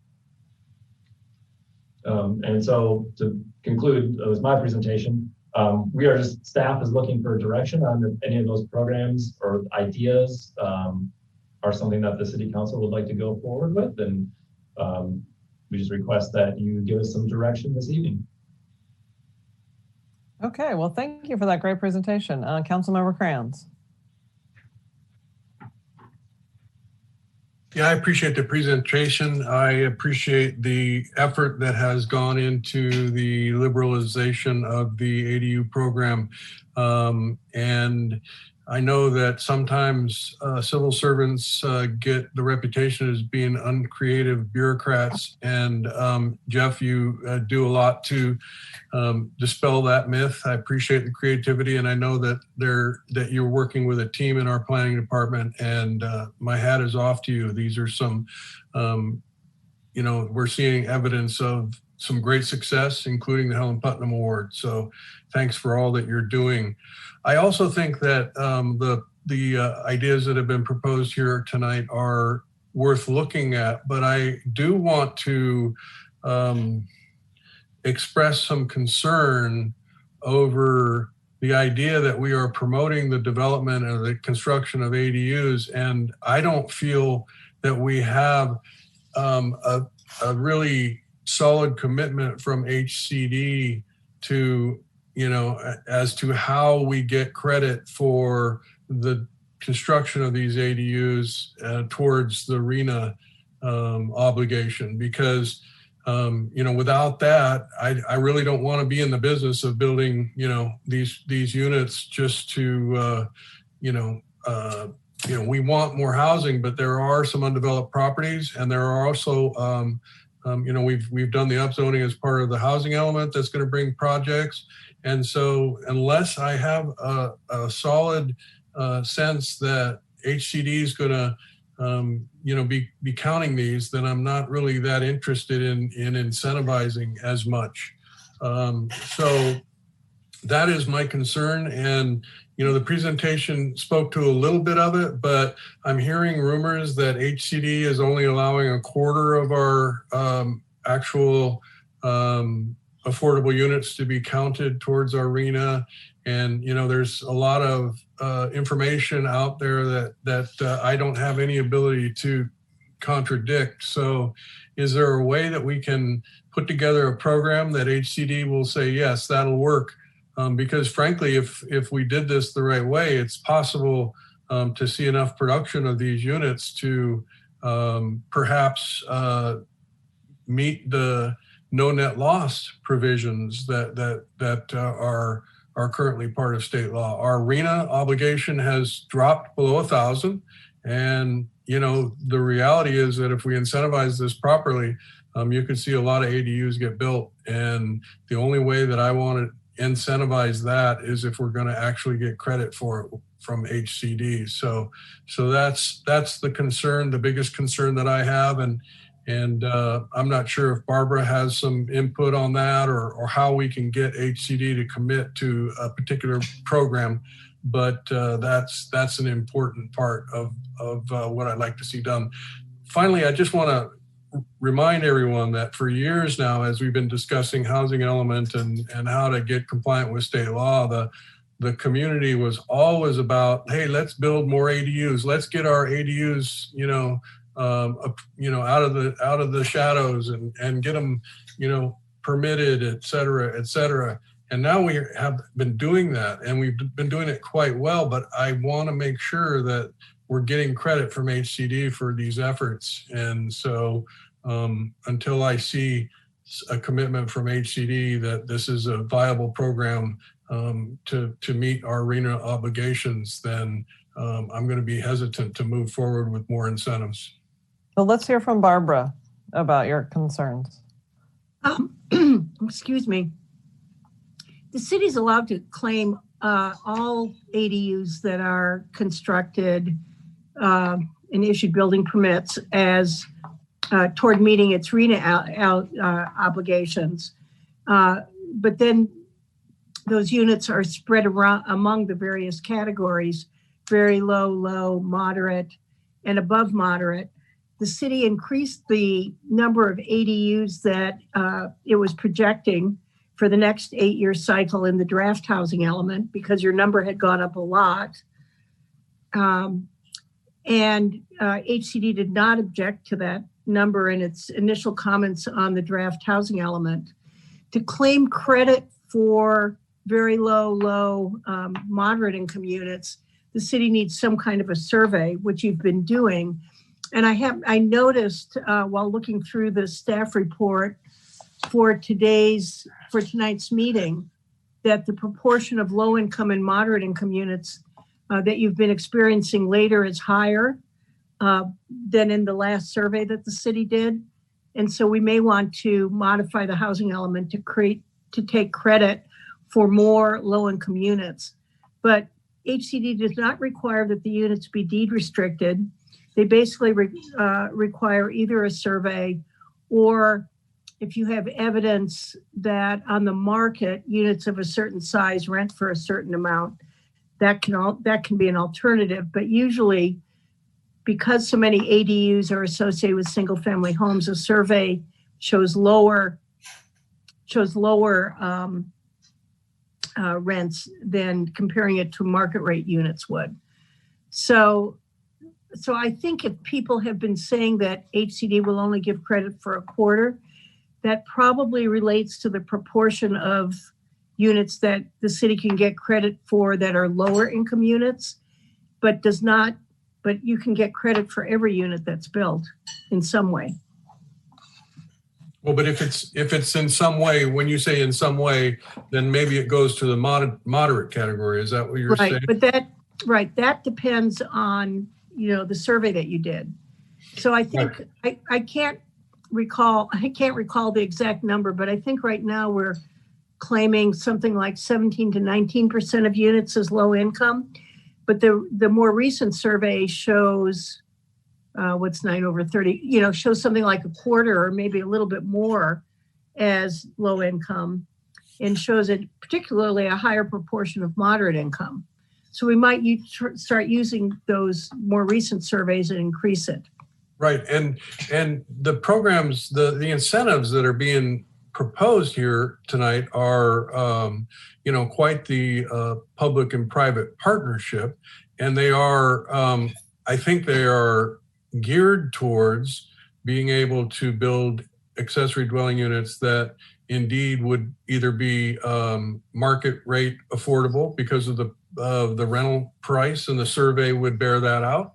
But those are the only ones that I'm interested in the city participating in the incentivization. I don't, maybe you could argue that we need more moderate, and that's an area in our housing element that we're short. But in the end, I want to be particularly careful that anything that the city gets involved in constructing with regard to an ADU, we can point to that unit and say, well, look, it's one less multifamily project that we didn't have to upzone a parcel for. And so, it's a way to decentralize the construction of affordable housing. And I think it is very useful for the lifestyle that the residents of Encinitas live. And so I want to incentivize it. But again, I want to make sure that the construction of these projects, especially any of the projects that the city participates in financially, is indeed counting towards our RENA obligation for low and very low income, so that we're not in the position of having to upzone additional parcels. Yeah. Before I call on the next speaker, I just want to chime in on exactly what you're saying here. So I think if you look at our numbers, like the number that we've built is 34 units in the year of 2020. 9 of them were low or very low, which is 26%. And so and then 10 are moderate, which is 29%. And so, those two together are 55%. So about half of the ones that have been built are in categories we need. And I think when I look at these numbers, what we need to focus on is really getting more of them, so that we're not looking at 34 for a year, it's that we're looking at 100 a year. Because at 100 a year, we're actually able to meaningfully affect that RHNA requirement that we have. Because if you said, like you said, Tony, we have 1,000 units that's spread over an 8-year period. And that is, if you look at that, right, it's like if you're doing 100 a year, you're really doing something there. There's a lot less upzoning that's required. And so I agree with you that we don't want to be financially supporting upper income units being built. But I wouldn't mind if we were doing, if we were involved in a process that facilitated the building of them. Because if you look at these numbers now, the fact that 50% of them are being built in categories we need, and we're not financially participating or helping in any way with a connection, a financing connection somehow, that I would be okay with that. I don't think we should spend general fund money on it. And I don't think we should spend hire a lot of additional people to do it. But if there was a way for us to create a program that resulted in just this same breakdown of percentages, I still think it would be good for us.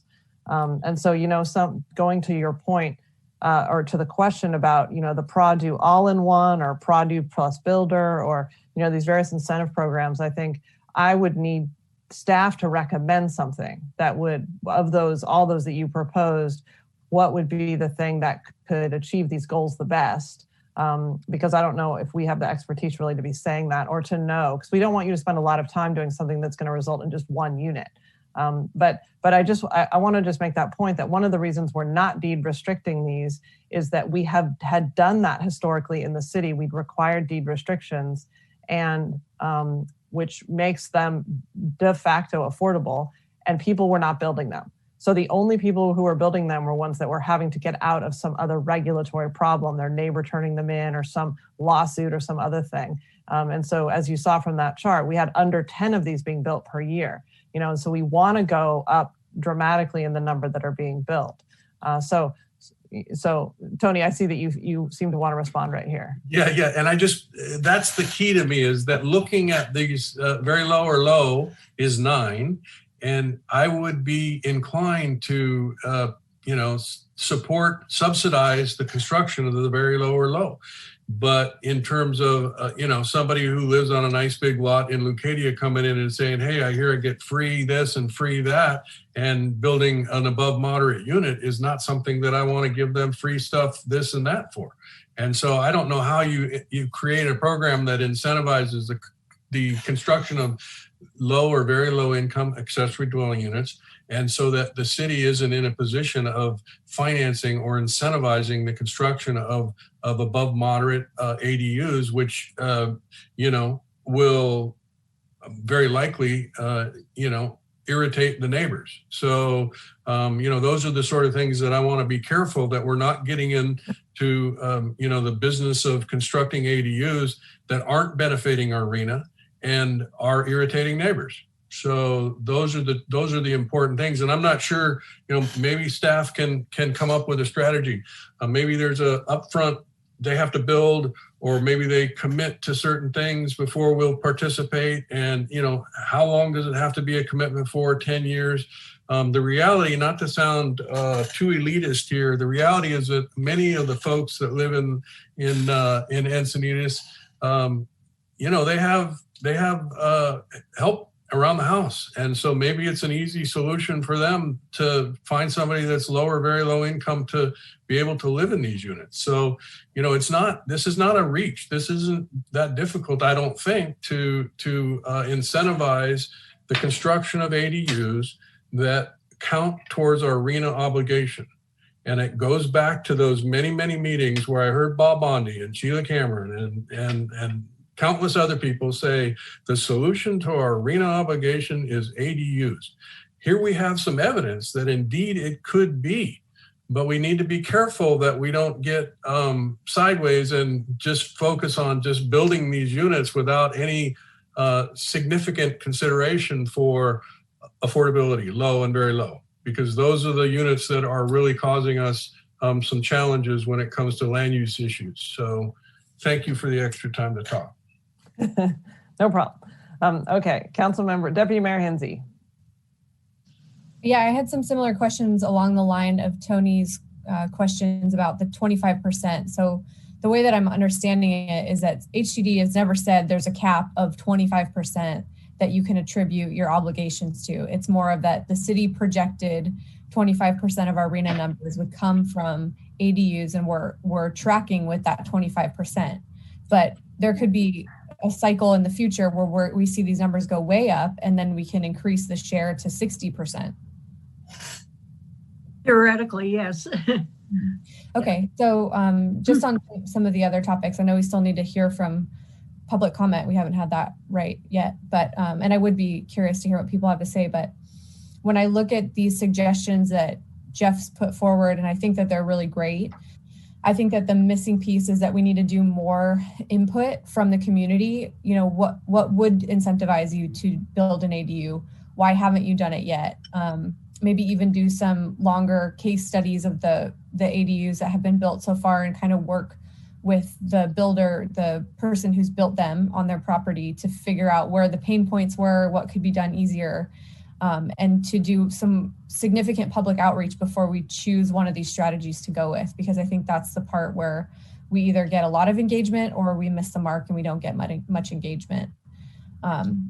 For that SB 1226, I'm curious to know, Jeff, how many people come into the building counter when they used to be able to, and are curious to know more information about bringing their ADU into the light? Because to me, it seems like if we haven't had that much buy-in for that program yet, that we're unlikely to have a windfall of buy-in. And I'd rather our time and energy be focused on new production of new ADUs. Yeah, it's not very often that someone comes in and asks how to take advantage of, say, SB 1226. When they do, they come in, they ask questions, and you can tell they're hesitant too, because they don't want to give you any information on the property. And so that's why I say, like, it would behoove us to get it out there to say, like, there are no penalties. Like, come talk to us. We will try and figure out a way to use whatever programs or assistance that we have to get your unpermitted unit permitted.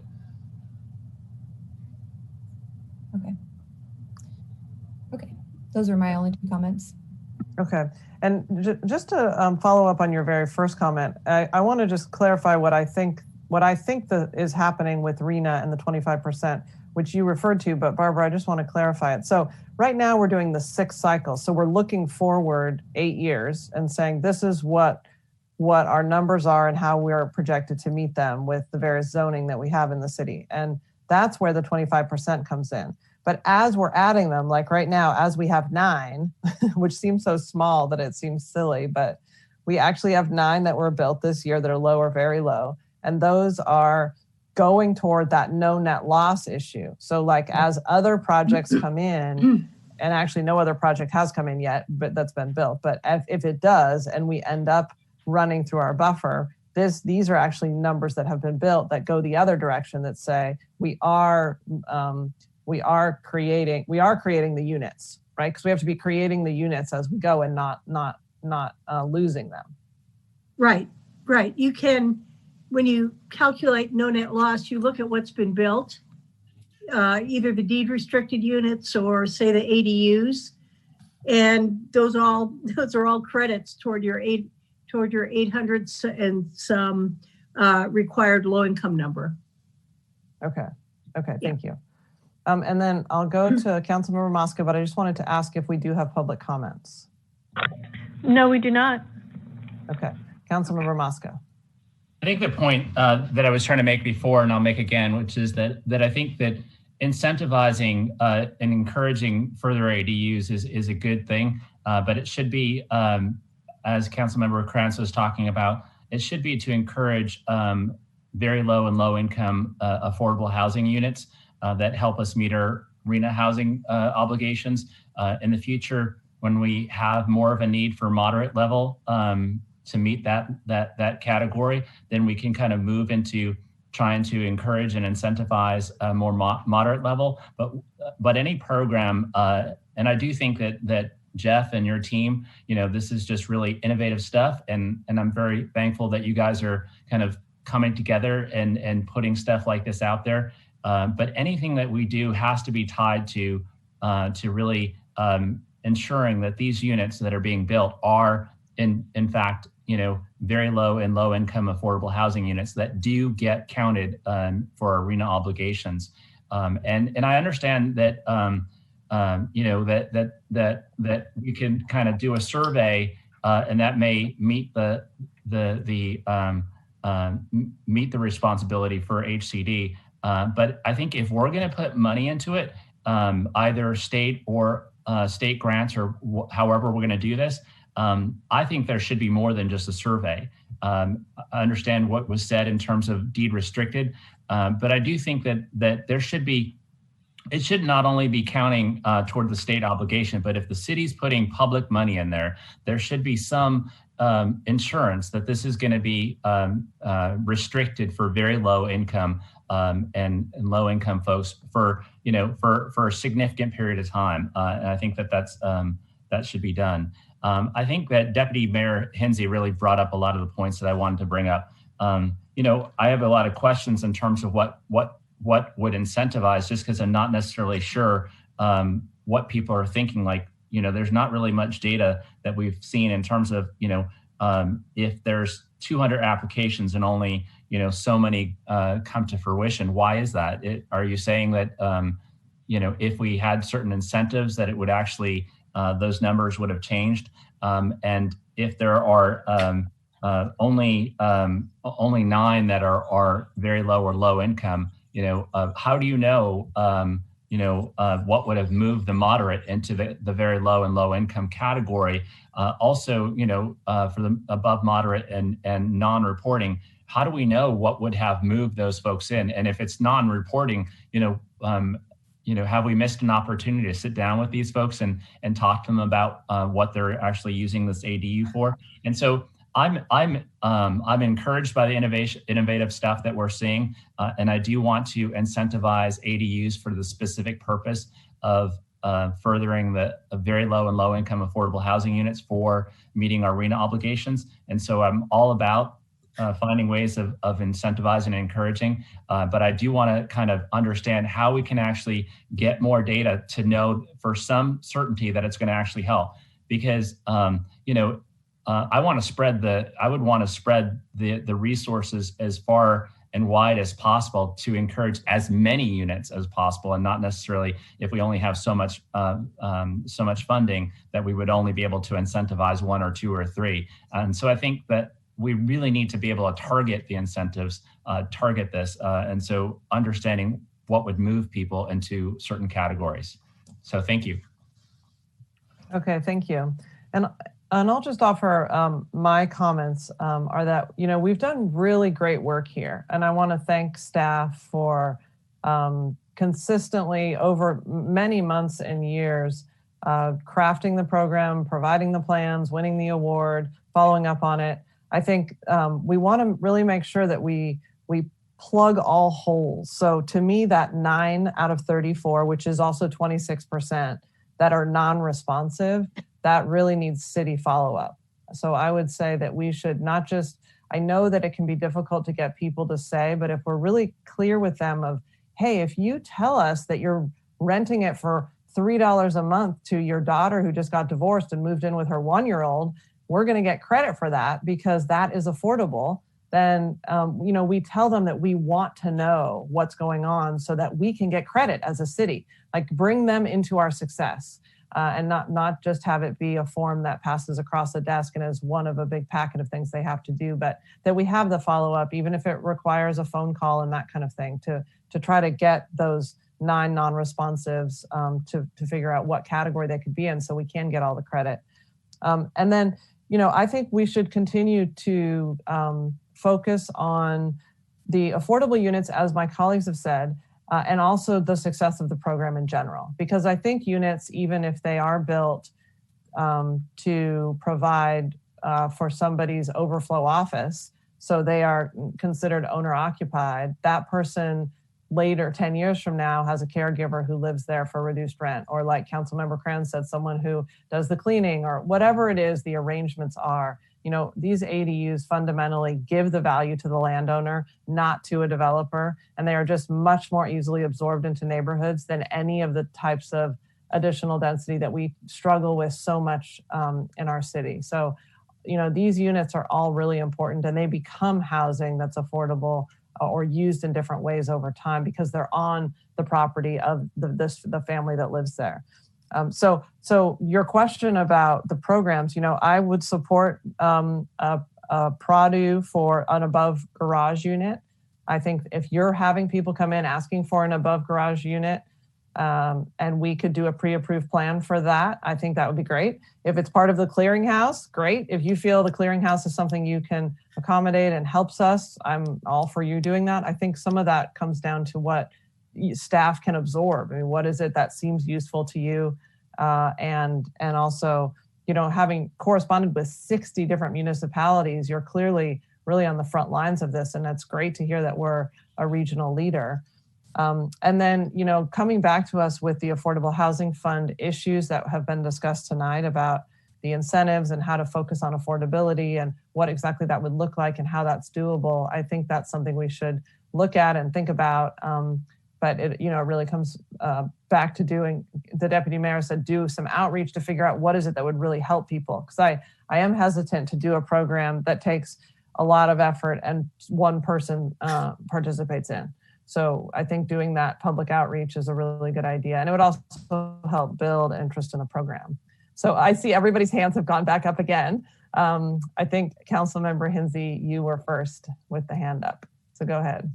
Sure, I will. All I was going to say, and I saw Lillian had her hand up, so maybe she wanted to say something before we have our second round, but I was also focused on those 9 units that we hadn't tracked yet, and just making sure that we can reach out to those people in some way. And I know that, you know, staff's obviously so busy in coming up with these awesome ideas. And if it would take a little bit more investment just to figure out who's living there, I think it's worth that. And also to, you know, maybe even some idea of getting pledges in advance, from bringing this idea to elementary schools and talking to the parents about it and saying, you know, this is something that really helps our community fabric, and to be able to provide for income levels of all different strata here in our city, and doing some education about the value of building ADUs, because I think the education of the true value they provide to us as a community, if imparted on more people, might be incentive enough. And, you know, when looking into this program, perhaps just gathering pledges of somebody who's like, I'm committed to, you know, learning more about ADUs, doesn't have to be formally binding or anything, but just for us to understand what is the untapped potential that we have here in our community for more production would be helpful. Okay, thank you. Councilmember Kranz. Yes, and to the issue of the clearinghouse and some of these other cities using plans, and maybe some of these other cities developing plans, I think what we should do is we should sponsor some legislation that creates a program where whatever review of the plans has been done to make them permit ready in one jurisdiction, it's easy to for a jurisdiction to pick up some form or some you know, metric that shows why it's permit ready in that jurisdiction, and then we could pick that up. I think the key to all these plans is the professional stamp that's on it. So it seems to me that once we know that there is a professional that has put their stamp on it, that's an important part of being ready to move forward and streamline through our approval system. And we also know that these permit ready plans were designed by architects, but there is some engineering that goes into it for the grading and for the foundation and some of the other stuff that needs to be done in order to build a safe home. And so I am concerned a little bit about the over the garage approach, because it seems to me that there are many variables to garage construction that may make it more difficult to have a program like that. But maybe Jeff can explain why that's not the case. I know the picture that he showed, it seemed like perhaps the 2-car garage had been rebuilt to put the units over the top. But are we also considering the idea of creating some permit-ready plans that can be allow for the ADU to be built over an existing garage? And then finally, I have to say and brag about the program that you've created in the planning department there. I was on Twitter and doing my doom scrolling, and I follow the mayor of Boise, and she brought up some issue about looking for creative solutions to accessory dwelling units or something to that effect. And I was basically able to tweet a link to our Pradu page, and she could take a look at that and see that there are some really innovative solutions at work here in government in Encinitas. So I was pretty proud to be able to do that. And I would love to be able to poach from other cities. So figuring out a way to make that possible, I think, would be good. If I may, I'll jump on that existing garage question. The proposal would be that it would be a brand new construction, brand new garage with an ADU above, because you're right, there are far too many variables and far too many question marks with trying to create any kind of plans that would sit on top of an existing garage, because nobody knows what that existing garage, what its foundation is like, what its building materials are. There's just too many variables. Got it. So yeah, it would be brand new. So, Honorable Mayor and Council, I would like to just highlight the fact that the permitting program has been widely successful. I think one of the things we do need to focus back on is how do we take those permits through the construction process and make that a more streamlined process so that anybody that has a permit can actually get a certificate of occupancy. And, I think it's important that we go back to those last few programs that Jeff presented, and perhaps it's a matter of doing the outreach necessary to figure out whether any of those 2 remaining programs are the types of programs that would incentivize those individuals that already have permits to move to that construction phase, the certificate of occupancy phase. Those 2 programs, if I may just mention, the first one being incentivizing and working with a developer to do the actual construction would allow us to, would potentially make it easy for homeowners that has a permit to connect with an existing developer that is seasoned in the building of ADUs, and then put those ADUs in the ground, such that we could, through that connection and somehow incentivizing that effort, potentially link it to that affordability and get that credit against the RHNA. The third item that we presented is a combined, not only providing developer contacts, but also financing options, either zero cost financing, as we've seen is currently available, or low cost financing, where perhaps a builder is able to recoup some part of the rent, which is something we've seen in the San Diego City area, so that it's not entirely financed by the city, but it's in part a shared opportunity. And that allows us to construct more affordable units. It makes it easy for these permitted homeowners that are already part of the program to build more units and for us to get credit against our RHNA. So I do just want to really highlight and emphasize that the staff has put a lot of thought into which programs would get us those interested affordable housing items that both Councilmember Hensy, Councilmember Krantz have really highlighted is what they're interested in seeing as part of this program. So, I'm not sure if we've clarified what these incentives are in these last 2, in this last slide, but these 2 programs are really to get at that last phase, the construction, because we have seen our permitting phase is widely successful. We've seen a huge increase in the number of permits that we've been able to get out. I think the question for us at this point is to understand what would get those permitted residents to construct and occupy. And so do you feel like these all happen together, or do you feel like you need to choose one of these? You know, at this point, we do have limited resources in terms of what we can research. But if we focus on these two items to see which ones would be the most preferable to permitted residents, I think we could do both. I am concerned that if we look to participate in a clearinghouse, if we look to come up with even more plans, we will be looking at stretching our staff pretty thin. So in order for this to be most useful for you, because I mean, I am hopeful that we can move the ball forward. Are you looking for, like, if you're saying clearinghouse, above garage unit is a new plan, and then at least these bottom two both drive toward more affordable units, are you suggesting that you would like council to like focus on one of those things? Is that what you're saying?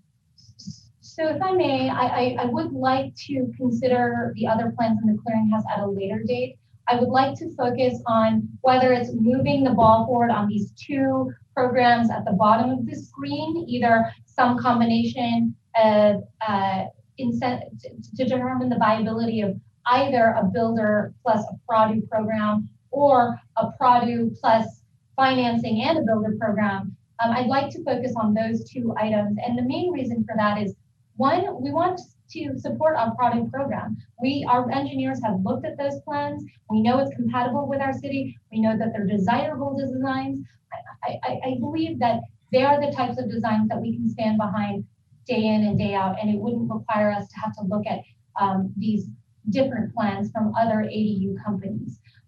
Additionally, I'm not entirely clear what kind of financing we can secure at this point, but I do believe that there are builder and contractors that have done creative solutions, and perhaps that's an opportunity. But perhaps we can do both financing and a builder contractor that can deliver ADUs at a reasonable price that maybe we can incentivize that builder contractor. So I'm not entirely sure, but if I may, I would like to focus on these two programs because I believe that they will achieve everything that you have asked for: affordable units, additional incentivization, and making use of those permits that we've already issued. Well, I totally support that. I mean, I think the rest of the council basically said so too, with their focus on the affordable units. So I think all of you can shake your head yes. Yeah, I mean, I think that's exactly what I was saying. I mean, I think that we just, right. I would like to see more details, but I'm in favor of that, and it being tied to the creation of affordable, very low income and low income affordable housing units. Yes, and I know that there's staff time that goes into development of these programs, and I don't mind focusing on the all-in-one if the net is going to be virtually exclusively affordable units that will reduce the number of upzone parcels that we have to worry about in the future. That's the key for me. And maybe your analysis will say that it isn't going to net that, and therefore, I probably won't support it. But I do want to point out that the city financing question is critical, because almost all of the pushback that we have received on the housing element is that the city wants to have some skin in the game. And with skin in the game, we can come up with some reasonable approaches, and we can do things that make sure that instead of just getting the 20% deed restricted and then having to upzone 80% more, et cetera, I think we answer this question. And with regard to the city financing, there are going to be projects that are going to cause parcels to be revalued for property tax purposes. And so there are ways to tie those resources that we will get over and above what we're currently getting in property tax from those parcels to these sort of programs, because they're critical and they can lead to resolving issues without having to upzone again, which I think all of us would like to avoid. I also think that there should be more than, we should have a kind of a objective and transparent pathway for whomever we choose for builders, developers, and it shouldn't just be one person, it should be multiple developers that are qualified. Agreed. Yeah, that's what I was going to say. I appreciate about having a builder that's not just a single ADU company that we're working with, because I've seen a lot of economic development here for a lot of our local contractors through the ADU program. And I wouldn't want them to be losing out on this, because I think it's a really great generator of economy in Encinitas. Okay, so Lillian, does that help you? Because I do want us to be able to move forward on something, and I want to make sure we're giving you enough to do that. And I mean, I would like to ask if we could come back like in June of next year with an update with where we are and the numbers, updated numbers, and then also what's the status. I believe it does help us because we can focus on doing initial outreach and better understanding to existing permit holders of these ADUs and what we can do to better move them forward in that process and materialize the permit that they already have. So I really appreciate that. Additionally, we can also focus on reaching out to different builders and developers within the city and that are accustomed to doing ADU programs, educating them about how we can work together to build more of these ADU units, perhaps more on a larger scale, so that these developers can economize the construction of ADUs and putting them into contact with these permit holders. And then finally, figuring out how we can link that back to affordable units and what mechanisms we can utilize to ensure that happens. Also, in terms of just the outreach, there are a number of nonprofits in our town that are really on the front lines of helping people that are without shelter, and also helping with this whole issue of affordable housing. And so bringing them into the fold and kind of thinking out loud with them may actually help with this as well. Yeah, I was thinking that also, and this might be a bridge too far, but just something that I think Kevin Doyle, actually the planning commissioner, brought this up to us in the past. But, if we do have these builders that are constantly working here in the city of Encinitas, then if we want to pursue a private-public partnership that could somehow, really have great benefits for our city, I wonder if there's something we could do that's like a 1% for Encinitas, where 1% of whatever they make, they put back into a fund that could go to affordable housing in our city, or it could go for the preservation of green space or improvements to our roads or things that just make Encinitas a desirable place to live. Okay. A lot of good ideas there. So does it seem possible, Lillian and the city manager, to get back to us in the middle of next year, like June? Does that seem possible? Yes, it does. Okay. Okay. Great. So do we need a motion on this, or let me go back to the agenda item? It was to provide direction to staff on incentive programs to increase ADU production in the city. Okay. So I think we've provided that, right? Yes. Okay. And there was consensus to use the Produ plus Builder and Produ all-in-one, correct? No, it was Produ plus Builder and then Produ all in one. No, exactly. The last two. Okay, great. They're very Thank similar you. in names. Yes. Yeah. Okay. Thank you. Okay. I do want to make clear that my focus is on. I understand that at the end result, if it's an 800 square foot unit, that it's producing a unit that didn't exist before in the city.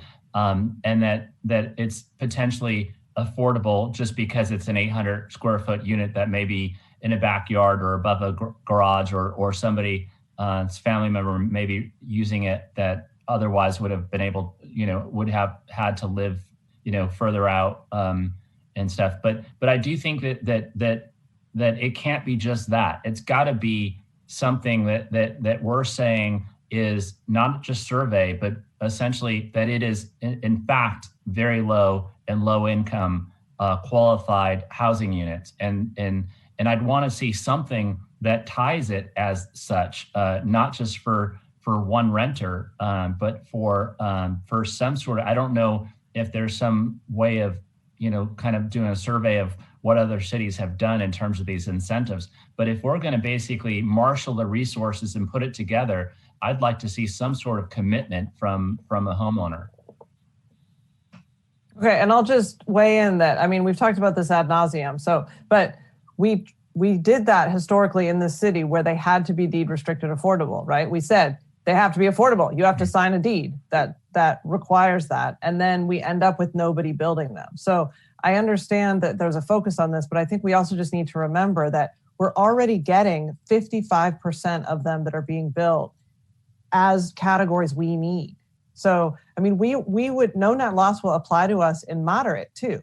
So we need, and 26% of these 34 that were built are low and very low. So us continuing to pursue this program, even if it's not explicitly tied to affordable, low and very low, will still get us good numbers. And from my perspective, it's really important we remember that and not kind of like shoot ourselves in the foot here by being so restrictive that we go back to that period where we're not really doing it. And I know, we really can't in many ways because the state law has changed.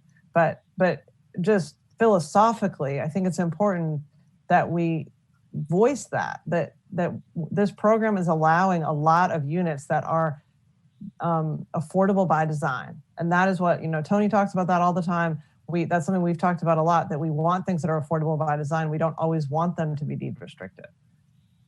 But I do think that there's a distinction to be made. I mean, I think that we've done a lot to clear the constraints, and the state has done a lot to clear the constraints, which in large part is why we're starting to see more junior ADUs and ADUs. And I'm fine in that instance in just having a survey and really encouraging people to let us know if in fact they are renting it for low income or very low income folks. But I think that in the instance that we're actually putting, that we are working, if it's not general funds, but we're using general funds to pay our employees that are working hard to find dollars to incentivize, subsidize these projects. I think in that instance, I think it's completely fair that we would do something. I'm not saying deed restricted.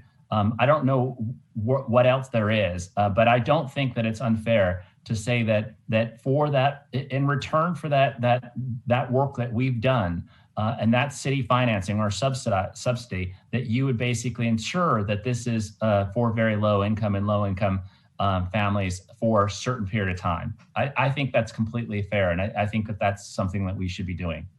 Well, and I think that the lawyers probably can figure out a way to do a promissory note of some sort for the funds that the city may provide that say, here are the terms and you have to pay back if you don't do this, this, and this. And, another alternative would be a lien on a property. And most of these ADUs are going to create value for the property owners. So a lot of them would be, okay, that's fine. City's going to put out this kind of resource, and here's how it will get paid back. But I trust Jeff and the team that are in the planning department working on this, that they'll come back in 6 months, 8 months, 7 months, whatever it is, with some great ideas and stuff that we can work with. Yeah, I do too. We'll see what the details are. I do too. I'm not trying to design in the dais here. I'm just saying that I trust them to do that. I was just trying to say that that's a value of mine, and that's what I'm hoping that the program is. Okay. Well, great. Thank you everybody for participating. Thank you, Barbara, and our great staff for spending so much time on this and really focusing on it. Thank you, Aaron, for all of your help. And I think we will move on from this item. So we have no more items on our agenda. So we will go to the various reports. Does anybody have their AB 1234 report they want to share? I do. Okay. We had a board of directors meeting at North County Transit District, and it was probably the most important issue that was discussed related to the filing that NCTD made with the Surface Transportation Board, which has indeed created a lot of controversy. on the coast here with the issues that were raised regarding fencing. The North County Transit District is now working on a web page that will have answers to the most frequently asked questions. And I did see an uptick in emails today from residents who objected to having a 6-foot chain link fence installed. And I would point out, as I did earlier, that in fact we objected to that and have written in the MOU that there will be no 6-foot chain link fence. So we're not going to have a 6-foot chain link fence. The Surface Transportation Board is intended to make rulings on issues related to interstate commerce and rail operators that provide movement of goods and services, as well as public transportation. And the North County Transit District with the coaster is a railroad operation. We run a railroad at the North County Transit District. So we fall under the jurisdiction of the Surface Transportation Board. The city of Encinitas has experienced the effects of having a filing at the Surface Transportation Board. The Surface Transportation Board made a ruling about the passing track that was installed to the south of E Street in downtown Encinitas. And the city's efforts to sue North County Transit District to stop that passing track was fruitless. It was overruled by the Surface Transportation Board, and North County Transit District was able to build that passing track. What came from that lawsuit, though, was a lot of work to study grade separated crossings. And the first to bear fruit was the undercrossing at Santa Fe. We're getting ready to start construction on the one at El Portal, which was also a part of that study. We're pushing hard for getting some engineering done in the northern part near Hillcrest or Sanford. And we have the plans that we've been working on for another crossing in Cardiff. So we are moving forward. That is the most urgent thing, because fencing as a safety issue is part of what NCT is being required to do by the Federal Railroad Administration. Did I see your hand go up, Joe? I was just telling my child 2 minutes. Oh, okay. So you're telling me to shut up? Oh, no, you talk for more than 2 minutes. Yes. So it's an important matter, and it's still proceeding at the Surface Transportation Board, and it's not clear when they're going to make any rulings. The cross filings have been submitted to the Surface Transportation Board. It's an organization that usually they don't take testimony usually. So there is a ruling that's possible in the next few months. And we are starting construction of some really important projects in the rail corridor. In addition to the crossing, we have the phase 2 of the North Vulcan that's happening, as well as the parking pods. So fencing in Encinitas is kind of delayed until those construction projects are finished. But we do, I think, need to accelerate the pace of the consideration of these crossings. And so I think as a team, we need to look very closely at ways that we can get something done as quickly as possible. Okay, thank you. Any other reports? Yeah, I'll go next. So Tony and I are lucky enough to be attending the Railvolution conference, and today was the kickoff, and I've always wanted to attend this conference. And the speaker was Ibram Kendi, who is a New York Times bestseller who wrote the book How to Be Anti-Racist, and had a lot of really tangible solutions for improving public policy to be more equitable. And it was really an inspiring keynote. And then I guess I'll update on the school district liaison committee meeting this morning. So equity is a big focus at the school district liaison committee. And I think a lot of families in Encinitas are looking for ways where they can ensure that our organizations and our structures are changing to reflect more equity in the way that we have our systems. So this meeting this morning was the first meeting where each organization was able to invite somebody from the community who's been working very closely on equity. And so we each brought in somebody. We brought in Marlon Taylor from Encinitas for Equality, and then Maricosta College brought in the president of their associated student body. And it was a really lively discussion. This is going to be the last time this group meets in this format because some people are retiring, and Rimga's not seeking re-election, and Beth will not be seeking re-election either. And so it was kind of like the end and the beginning in some ways. So it was a good meeting, and there's a lot of big topics that are being tackled. Yeah, so I went to that meeting too, and I want to just say, because I think that Kelly really didn't really kind of state her importance in that. She really led that effort in terms of, having tough conversations and really helping us, have those conversations and including other folks that, truly walk in those shoes in our community in those discussions. And so I'm very proud of Kelly and very thankful for what she has brought to this committee henceforth. And so it really, I think, made a difference in our discussions. And so very proud that we had that discussion. We also talked about Santa Fe corridor, which I think if you haven't seen the presentation so far, everything that our staff, our engineering team is doing with that corridor is impressive. They're about 30% designed on it. I know that Ed Wimmer's on the line. Ed joined us on our committee meeting, and really him and Matt talked about it. And it's just an impressive project, and it's about 30% designed. And I'm looking forward to it getting even further along and finding ways to construct this project, because it's really going to increase the mobility in this area and make it safer for a whole lot of schools, a lot of families as well. We talked about the next series in our Safe Routes to Schools. And so we had all the school districts participate and letting us know different routes that would, if constructed, would really help their families walk or bike or scoot to school in a safe manner. And so there are about 80 routes that were submitted, and we are now in the process of prioritizing those routes. So with limited resources, what can we do in the next fiscal year and the fiscal year after that? And so the school districts are giving Ed some feedback, and we're going to be discussing that at our December meeting. So it was really a productive meeting, and I am sad to see a lot of the faces that have been around the table for the last at least 4 years with me, either retiring or